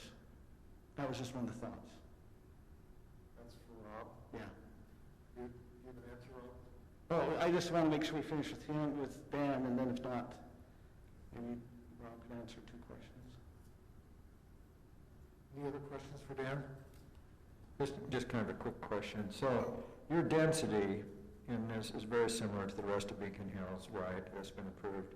And also very similar to the density in the neighborhood south, where we've had a lot of comments. Because that's what I tell them. I said, everything I can see is the same density, because Yes. they're all open space neighborhoods. So there's nothing more dense about your neighborhood. I haven't looked at the exact size of all the lots to the south, but they appear to be Very similar. similar, if not there are numerous bigger lots in here just by nature of triangles and angles. Actually, I did do a comparison, and yours is slightly bigger than the stuff to the This south. is an R140 overlay that was part of the development agreement from 2002 to 2003 that's been renewed. Now, your preliminary plat has expired, but the development agreement, from my understanding, has been renewed, so. Through 2024, is that right? Right. Okay, thank you, Dan. Okay. Happy to answer any other questions.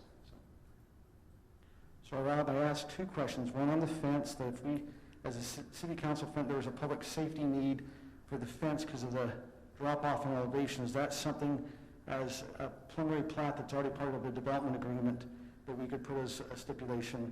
And the annexation, if it's already in our annexation plan, future annexation plan, could they maybe not come into Highland at some future date? Great. First question, fencing? No, short answer. Longer answer, the city's code says you could require a developer to put in a fence only for certain reasons, for safety, and specifically calls out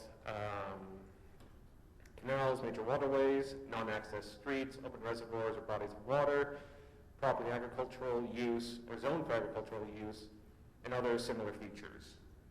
This wouldn't match a water course, ditch, irrigation, agricultural use, and as we talked about earlier in this meeting, unless it says you can impose a condition in your code, you can't require that as a condition of approval.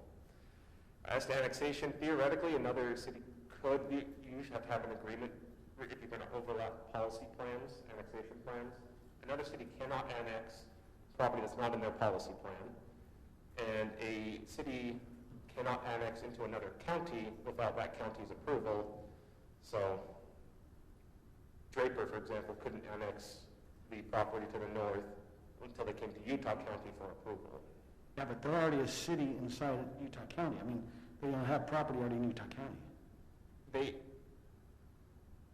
Every time they annex property that's not within their county, because Draper's located in Salt Lake County, every time they do that, they have to get the permission of whatever county that has that unincorporated county in it.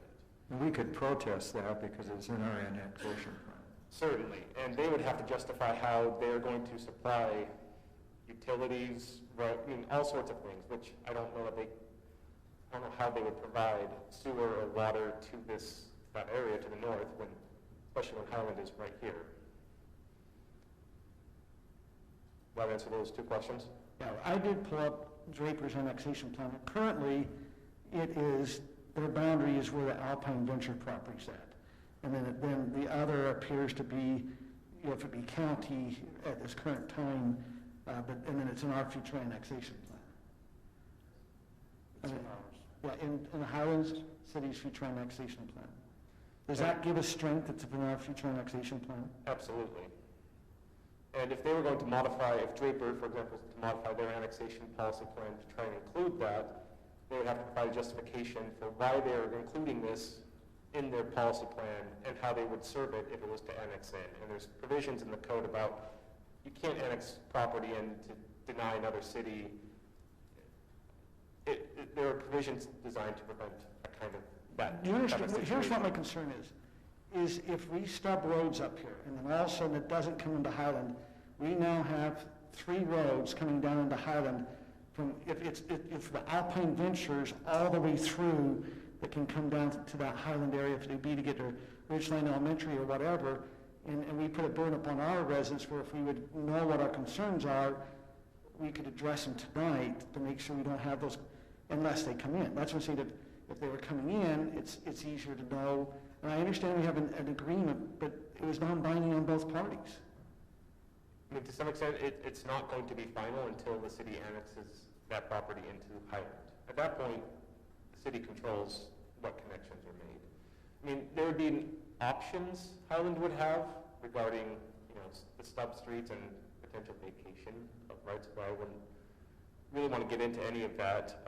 But there are ways Highland could address it, and we have adopted earlier this year a provision in both the city's development code and municipal code regarding connections to other municipalities and limiting that would apply in this case. That would prohibit any kind of development that would connect through. Would it be wise for us to say, hey, if that property doesn't annex in the next year, there has to be cul-de-sacs for the end of the 2 roads being built just to make sure we're protecting ourselves? Or is that not a legal concern of yours?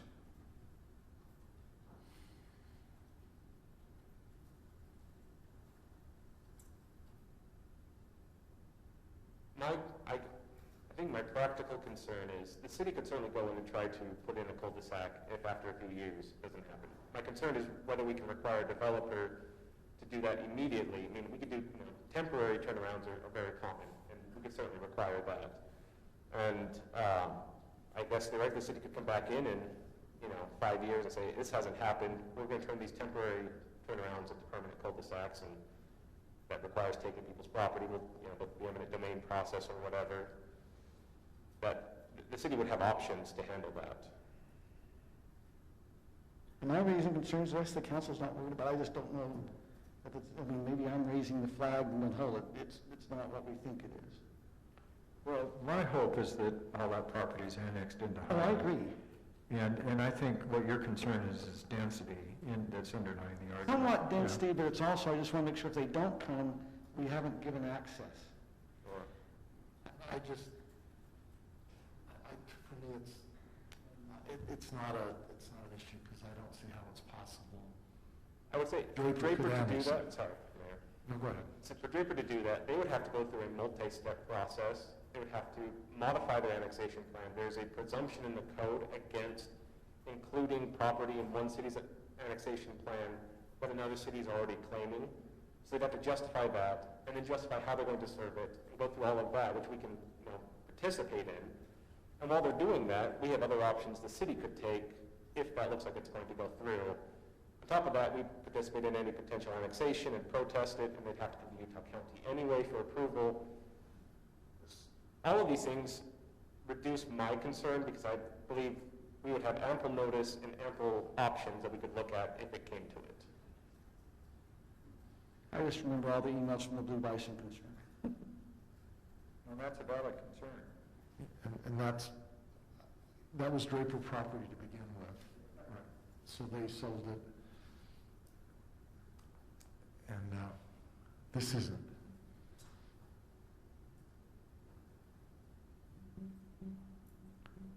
Just because I'm not worried about it doesn't mean it's not a valid concern. It's just not my...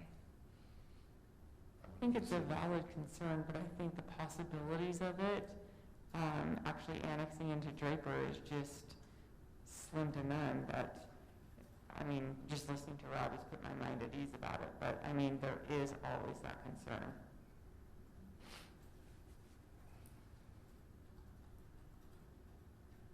Any other discussion?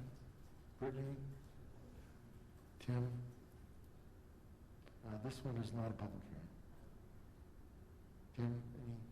Kim? Then I would be ready for a motion either to approve. I don't think we're in a position to deny you could continue if you wanted to, but One question before we make the motion. Is there anything we need to do about Plat 1 and Plat 2 on timing it all? I mean, it does say that the phases of Plat 2 shall be dedicated. And do we need to worry about any of the timing issues on any of the plats? Nathan? On the phases? On the phases? Phase 1, Phase 2?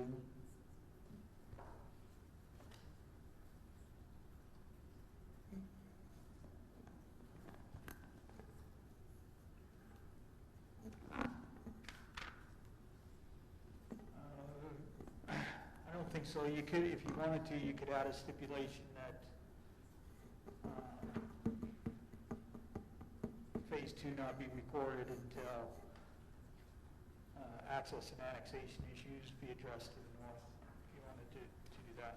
That doesn't address the other two, but it addresses that southern one. But you're saying you could put the stipulation, it's, another stipulation is that Plat 2 cannot record until annexation issues have been addressed to the north? Aren't you talking about phase 2? Yeah. Phase 2? Okay. which they wouldn't do anyway because they Okay. plan on sharing. They don't want to. Go ahead. Dan Reed again, Repairing Homes.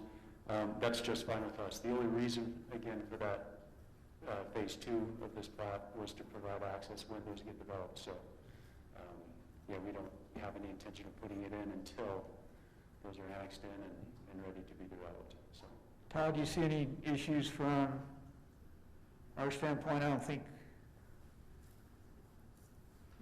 It says phase 2 shall be dedicated to Highland City, so we actually control, I guess, all that. I don't want to have to burden him to put the road in. My biggest issue is just the opposite side of this, just making sure that it gets done, and this phase 2 doesn't hold anyone hostage Well, from that's, do we want to developing. put a timing on it? It has to be done within 1 year. or 2 Well, years. I just think that we need to have a stipulation in there that with this, we approve this based on the fact that it will be done Well, you're talking the if and annexation. when anyone is ready to develop on that property.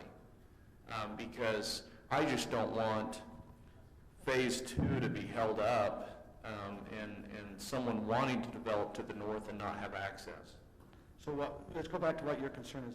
Your concern on the timing of phase 2, that if they don't do phase 1 and phase 2 is ready to go, or those... Well, they can't do, the properties in the north can't develop without this property because of utility access and everything. I mean, the sewer is being stubbed to the north through this development, roadways are being connected. I just worry that they do phase 1 and they never do phase 2, and... Do we want to put a time on phase 2 that has to be completed within a certain time period? I think it just needs to, the stipulation needs to be that It'll be finished. once development starts to the north, it needs to be finished. What about an access easement for those property owners that matches that roadway? So if somebody is ready to develop to the north, they already have that access easement for this phase 2, and there could be an agreement. We could do that because there are already utilities in those roads. The utilities already connect over. We have easements for the utilities already. We would just need an access easement. And I'd be fine with that because that does protect whoever wants to develop to the north. They would have the ability to do that. They just, at that point, need to build the road on their own. So it says phase 2 shall be dedicated to Highland City, or parcels A, B, and C. So is Highland City going to own this area anyway? Well, yes, we're going to own it all. Certain parcels are going to be roadway, but the point is he's not going to record that plat until that property is ready to go to the north. So, well, that's your concern again. My concern is just making sure that we have that easement, something that protects future, whoever that property owner is. It could be String, it could be Croft, it could be a number of people that would buy that property. We need to just make sure that Perry Homes doesn't own that property for long-term and hold anyone hostage. Does that make sense? It's almost like a protection strip, if you will. So you don't have any objection to having an easement there for anyone that wants to develop north? That'd be better for you anyway, right? They wanted to pay for it all. No, in fact, it may or may not be known, we actually own what's formerly known as the Croft property. So this road will eventually benefit us in half, if you will. Okay. So. All right. What would be the way to word that amendment? Any help on the wording of that amendment? Because it'd be number 8, we'd put another stipulation in it. Rob, do you have any suggestions for how to? Let's do something general that says, address the phasing and access related to phase 2 prior to final plat approval. And then it allows us to flesh it a little bit better, because one idea would be to say, okay, is have that, because really the issue is the timing of the improvements, right? That's really what the issue is. And one idea that might be better for everybody is working on the agreement of when the timing of the improvements. The parcel still could come, in theory, to the city. I'm just throwing stuff against the wall, but to the city, so we have it, we have the easement, we have what we need, but we talk about timing of improvements and responsibilities. That really is not the city. So before they can get final plat approval, we need to have the phase 2 and the access. We need to address the Access easement. future construction of 6110 West. I think that's what it is. Or just a phase 2. Yeah, phase 2. Does that work, Dan? What do you think, Rob? Todd? Rob, address your... Okay, I'll try to, are we ready? Do you have to do a public hearing? Are we ready for a motion? No, we're ready to go. Okay, I move that the city council accept the findings and approve case PP-20-06, a request for a preliminary plat approval for the Beacon Hills and Highlands Plat East Phase 1 and 2, subject to 7 stipulations recommended by Planning Commission, including an additional 8th stipulation being that the future, or the phase 2 and the access in phase 2, it has to be approved before final plat approval is approved for Beacon Hills Plat E. Is that okay? Is there a second? I'll second it. Motion by Kurt, second by Tim. Ready to vote?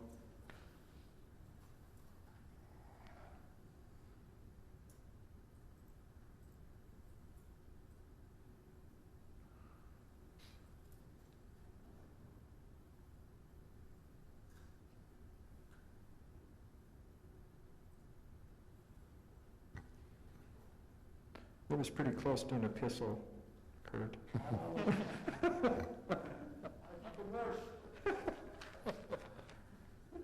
Okay, it passes unanimously. All right.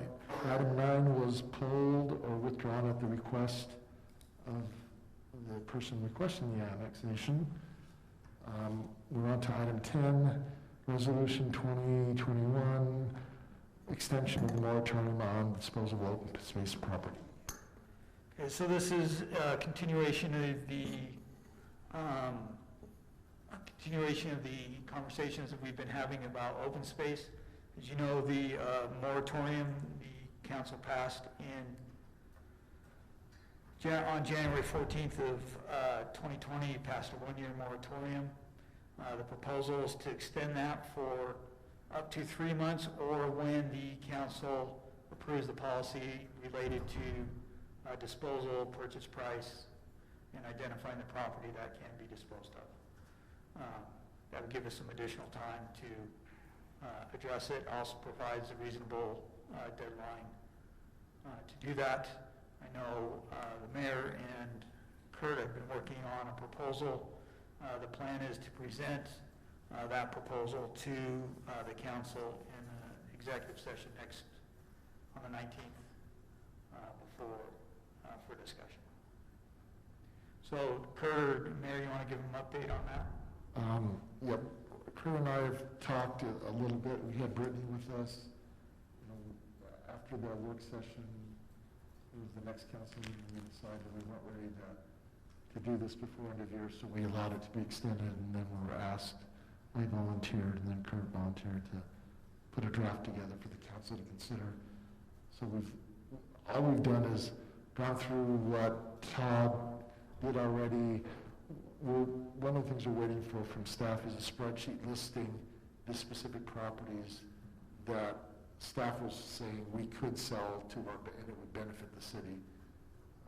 We'll get that, and then we'll look at a proposal around pricing. One of the things that, and this is just notes to myself, I haven't shared with anybody, but it seems like we have a principle involved of the city making the determination of what needs to be disposed of, or what's available for disposal, rather than putting that burden on the residents, because that has created a lot of dissension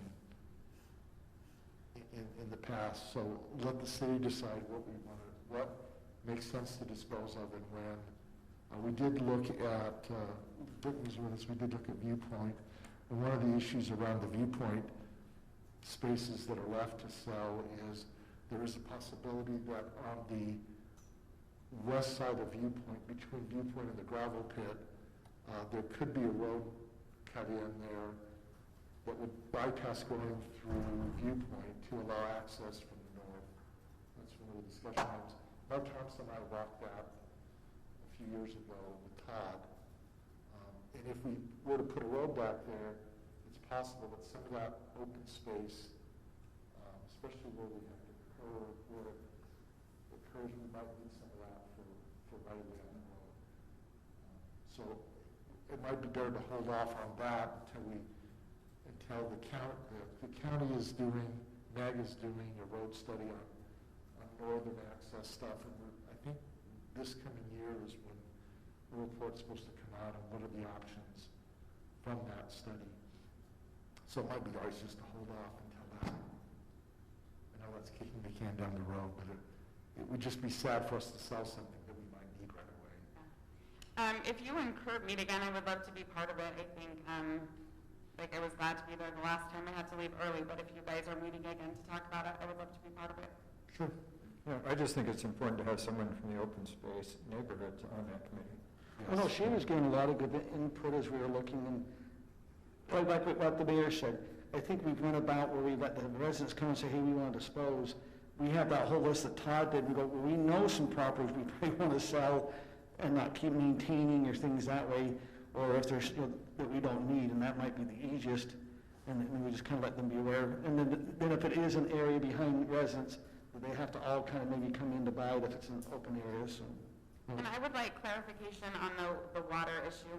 Like, we talked about how much of an impact water has or doesn't have on what you can sell it there. It seems like there was a little bit of, we weren't quite sure. So, Brittany brought up a great question. So let's assume this last one would be a good thing. So how many acres was this Plat E? Was it 23? Anyway, let's assume this Plat E in Beacon Hills is 23 acres. Did they bring enough water for the full 23 acres or only for 35 homes? Does that make sense? Because Brittany's saying full 23. So, but if they're doing that and we start selling some off, they've already given the water shares then for that ground that was an open space. So if you remember, it's a twofold issue. It's a supply, but it's also a delivery issue. And the ability for our system to handle that delivery, because when it was designed, it wasn't designed to be watering large amounts of area that were designated for preservation of open space. I mean, does that make sense? Because as we look at some open space, like up in your subdivision, we're going, okay, here's a good spot that maybe we could sell, but then we go, hold it, they're going to put it in lawn, and now what do we do with the irrigation? So Nathan is absolutely correct. When we have water dedication, we require it for the overall property, for the overall plat square footage.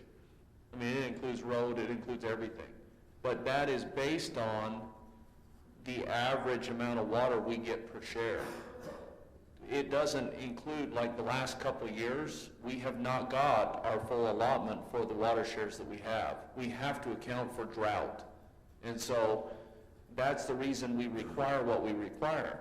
The problem is our infrastructure is all designed based on a usage of actual property being irrigated. It doesn't include roads, it doesn't include all the open space, all of those things. And so that's where we run into the problem. Piping, wells, those things are all based on actual irrigated acreage, not overall acreage. Our water shares is different. So on a very good year, we are water flush, meaning we have a lot more water than we can actually use.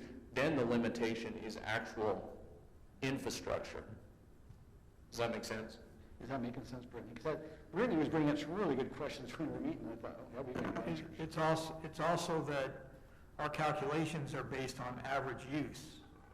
And right now, everybody is 3-4, I don't know what it is, but it is exceeding that average use way. It's too high. So, I'm going to make a comment. I think these things are fascinating, but I think the motion we're talking about extending the moratorium, and the committees can meet on this, because I think that the hour is getting late, and we still have an executive session, right? Yes, thank you. And yes, Mayor, the spreadsheet is coming. Nathan actually texted me, and I am well behind on getting that to you, but I had it up on my computer today, editing it, getting it ready to send, so it will be to you shortly. Okay, and depending on that, we might not be the next council meeting, it might be the one after that we do that. And this is just a draft, so we're just trying to do some legwork before the council discusses the issue. It doesn't mean it could change. It seems to me we can extend the moratorium for a set period, and if we need to extend it again, we can if we're not ready. Right. So I'd like to make a motion. Great, please. I move that we extend the moratorium on the disposal of open space property for 4 more months. Is there a second? I'll second, but I hope it doesn't take us that long. Well, but we can also eliminate. Finish it, we can finish it early. Yeah. Okay, so motion by Scott, second by Brittany, ready to vote.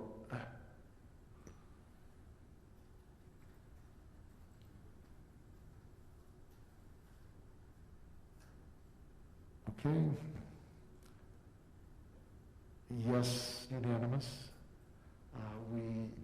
Any staff or council communication items that we haven't talked about? Todd has one.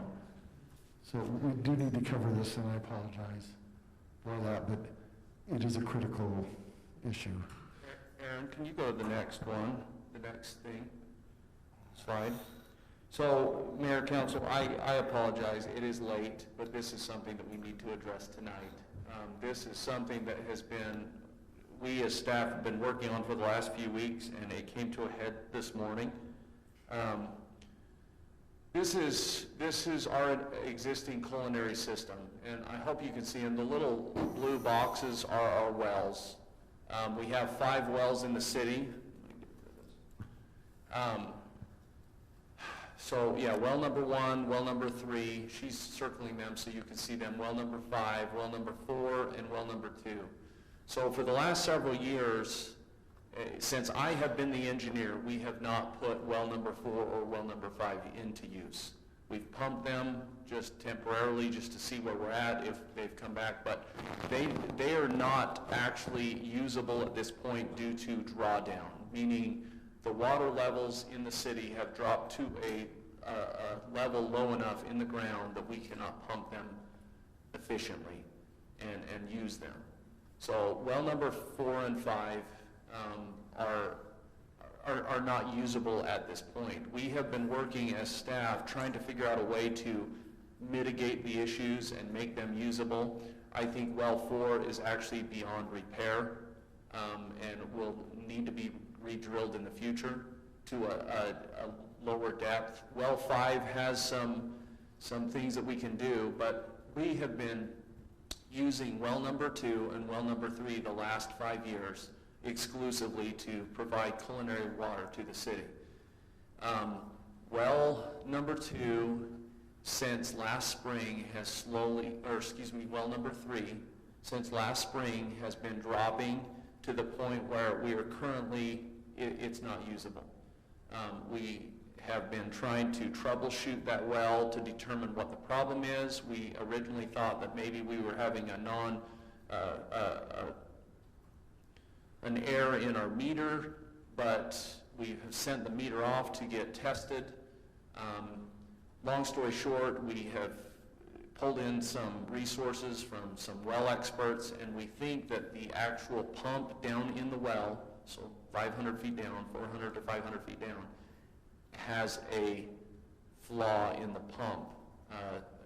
And we're actually to the point where we're trying to decide what to do with it, well, limping along with well number 2. On December 30th, we started to notice some vibrations in the piping in well number 2. We had an expert out there this morning, and they believe that the well number 2 pump is on the verge of going out too because of some ball bearings. So long story short, we're in a real bad mess. And we had an expert out there this morning looking at it with us. He has given us a price to look at well number 3 and well number 2. We actually got 2 quotes on well number 3 because we had a little bit more lead time, thinking that we have time to fix well number 3 because well number 2 was functioning. Well, now we're very worried about what's going on.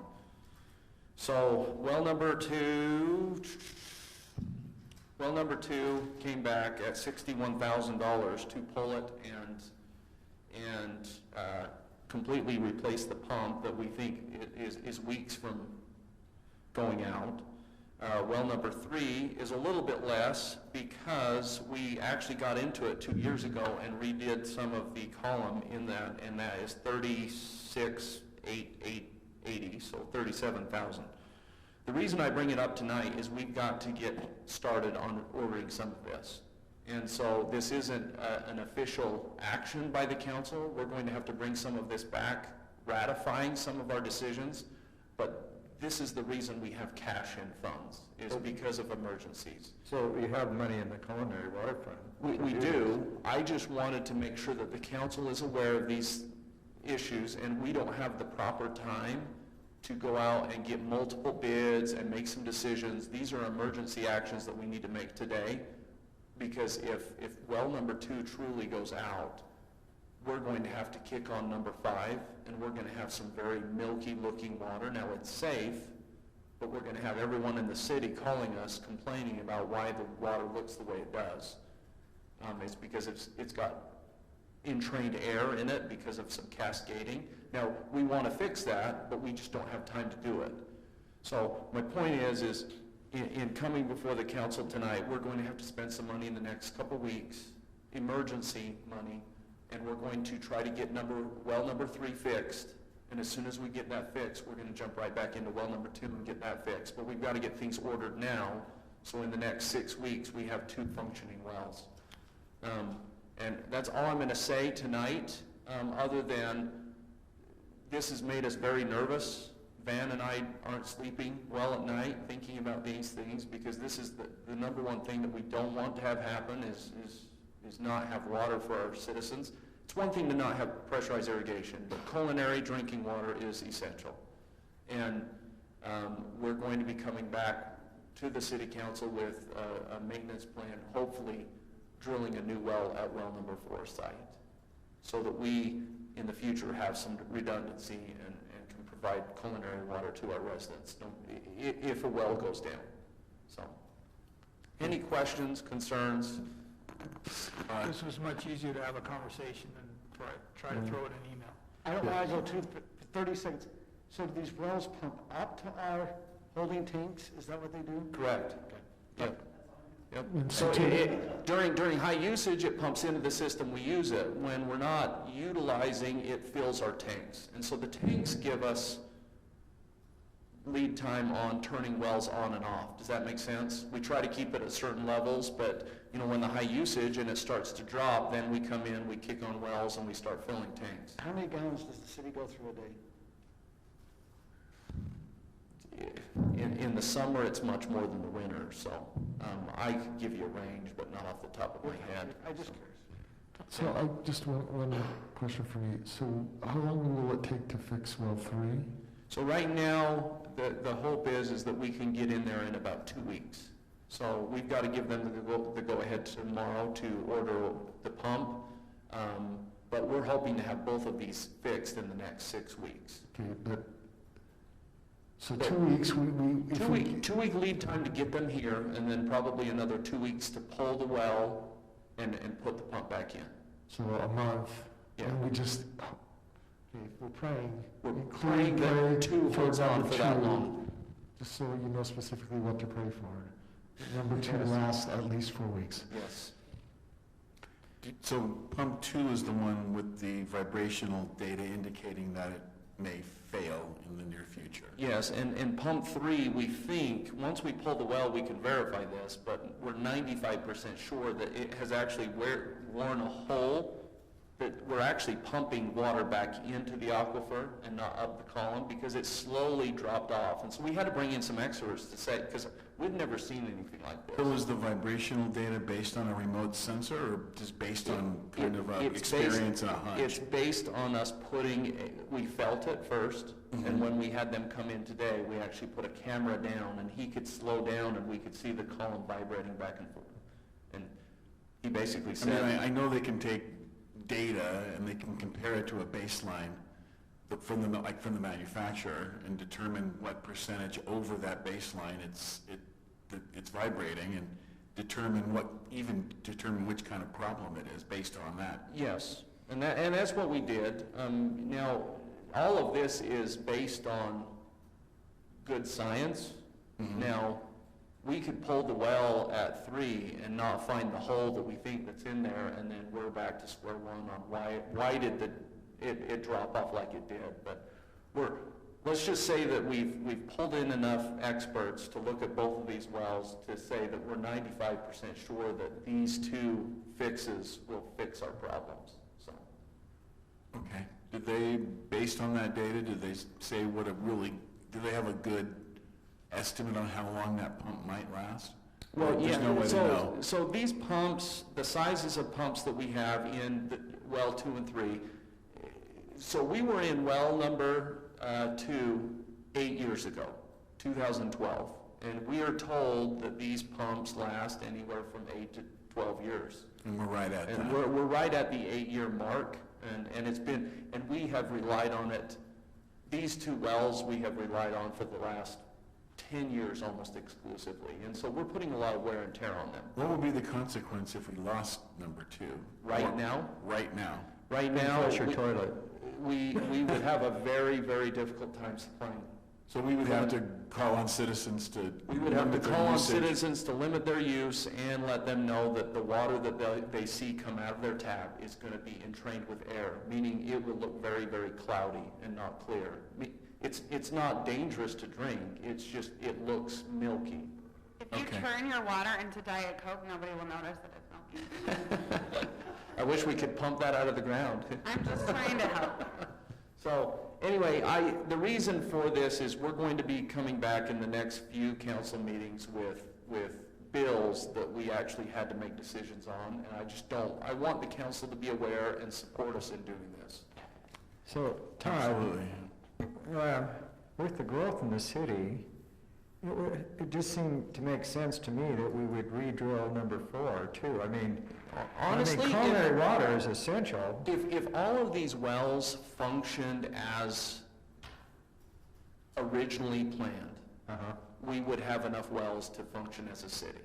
The problem is with growing communities around us, the water levels are slowly dropping every day. And so it has virtually ruined 2 wells that we have in the city. But you're absolutely correct. We've got to drill a new well, and you know, we've talked and looked at different sites, and we think 4 is the best one, but we'll come back with that. But I would probably come back with it sooner than later, because it looks to me like we're kind of in a crisis, or will be. Yes, we've changed our mind about a lot of things in the last month, so. Over here. What is the long-term solution then if the water level is going and we have that, excuse the expression, but that disaster that they're going to build on the the Micron property, and all of those different units and all of that density? I'm sure we'll be tapping into the same water table. So what's the long-term solution for us? Well, the long-term solution is doing what other cities are doing below us. They're just going bigger and deeper. And so all of our wells are roughly about 600 feet deep. Our pumps sit in the range of 400 to 500 feet somewhere. The solution is to go bigger and deeper. That's all we can do. I mean, our water rights aren't changing. We have pretty much the water rights, the culinary water rights for the entire city. There's only a few sections left that we're collecting culinary water rights on. But the point is we no longer can get the water out of the ground that we need, and so we're just going to have to drill deeper wells. Okay, so is that something we can do while we're in there now? No, that's a very expensive. Wouldn't it be less expensive if we do it now as opposed to later? Because we're in there anyway. Well, 2 and 3, we've got to fix the solution, the current solution right now, and get those functioning. Sense. But yes, in the near future, the next year or 2, we've got to seriously think about drilling a new well bigger and deeper. Okay, all right. That'd be number 4. At number 4 site, but we're still evaluating that. We want to make the best engineering decision on what's the best site and how deep and all of those things. So we'll be coming back, but right now we've got to fix 3 in the next couple weeks, get it up and running so that we can get back into 2. Once we get those 2 running, it'll buy us some time to make some other better decisions. So, thank you. Any other discussion items from any council member? Let me just put something real briefly, and it's for Todd. It's for you. You don't have to talk or anything. But east-west corridor, there's a number of people that are driving on that road, including teenagers. I just don't know if it's a good thing on an unfinished road for people to be racing up and down. You'd be amazed how many cars are going up and down. It's not the construction people.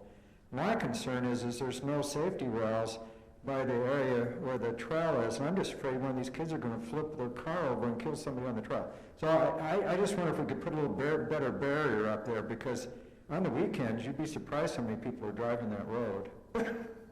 I guess they're just excited or something, but, yeah. We've talked about it in our construction meetings. We'll address it. Yeah, I just think we need to not do it until it's paved, at least. And then I have I'll keep this to a minute. I met with Mayors Johnson and Frost. We walked the property down by the Equestrian Center, where the rec center people wanted to put their stuff. Mayors Frost and Johnson do not want anything built there. They want it left. Mayor Frost would like a dog park to go in there. Mayors Johnson and Frost would like to see pickleball in there as well, and potentially soccer fields.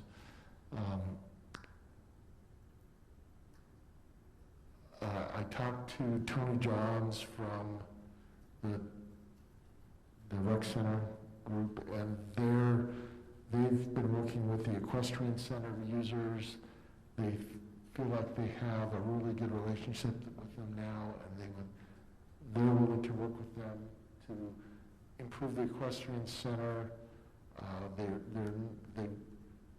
They've taken their requested land size from 9.5 to 7.5 acres. I told Tony I do not want to get into a war with my neighboring mayors. It's important for us to have good relations, so that I put the onus on him to talk to Mayors Johnson and Frost independently to sell them on the idea of we can do this rec center plus what you want to do. And we've done some of the heavy lifting by talking to the Equestrian Center users and the Tourism Tax Board about what do they need to get funding to help do some of this. So to me, it seems like a possible outcome that rec center would come in, but Tony's going to have to work with the other mayors, because if those mayors oppose it, I don't think the county commission would approve it anyway. So but that's just a status update. I am ready for a motion to adjourn to executive session with a 5-minute break. I move that we adjourn to an executive session to discuss employment situations or other things that might be permanent for the city. I'll second it. Moved and seconded. All in favor?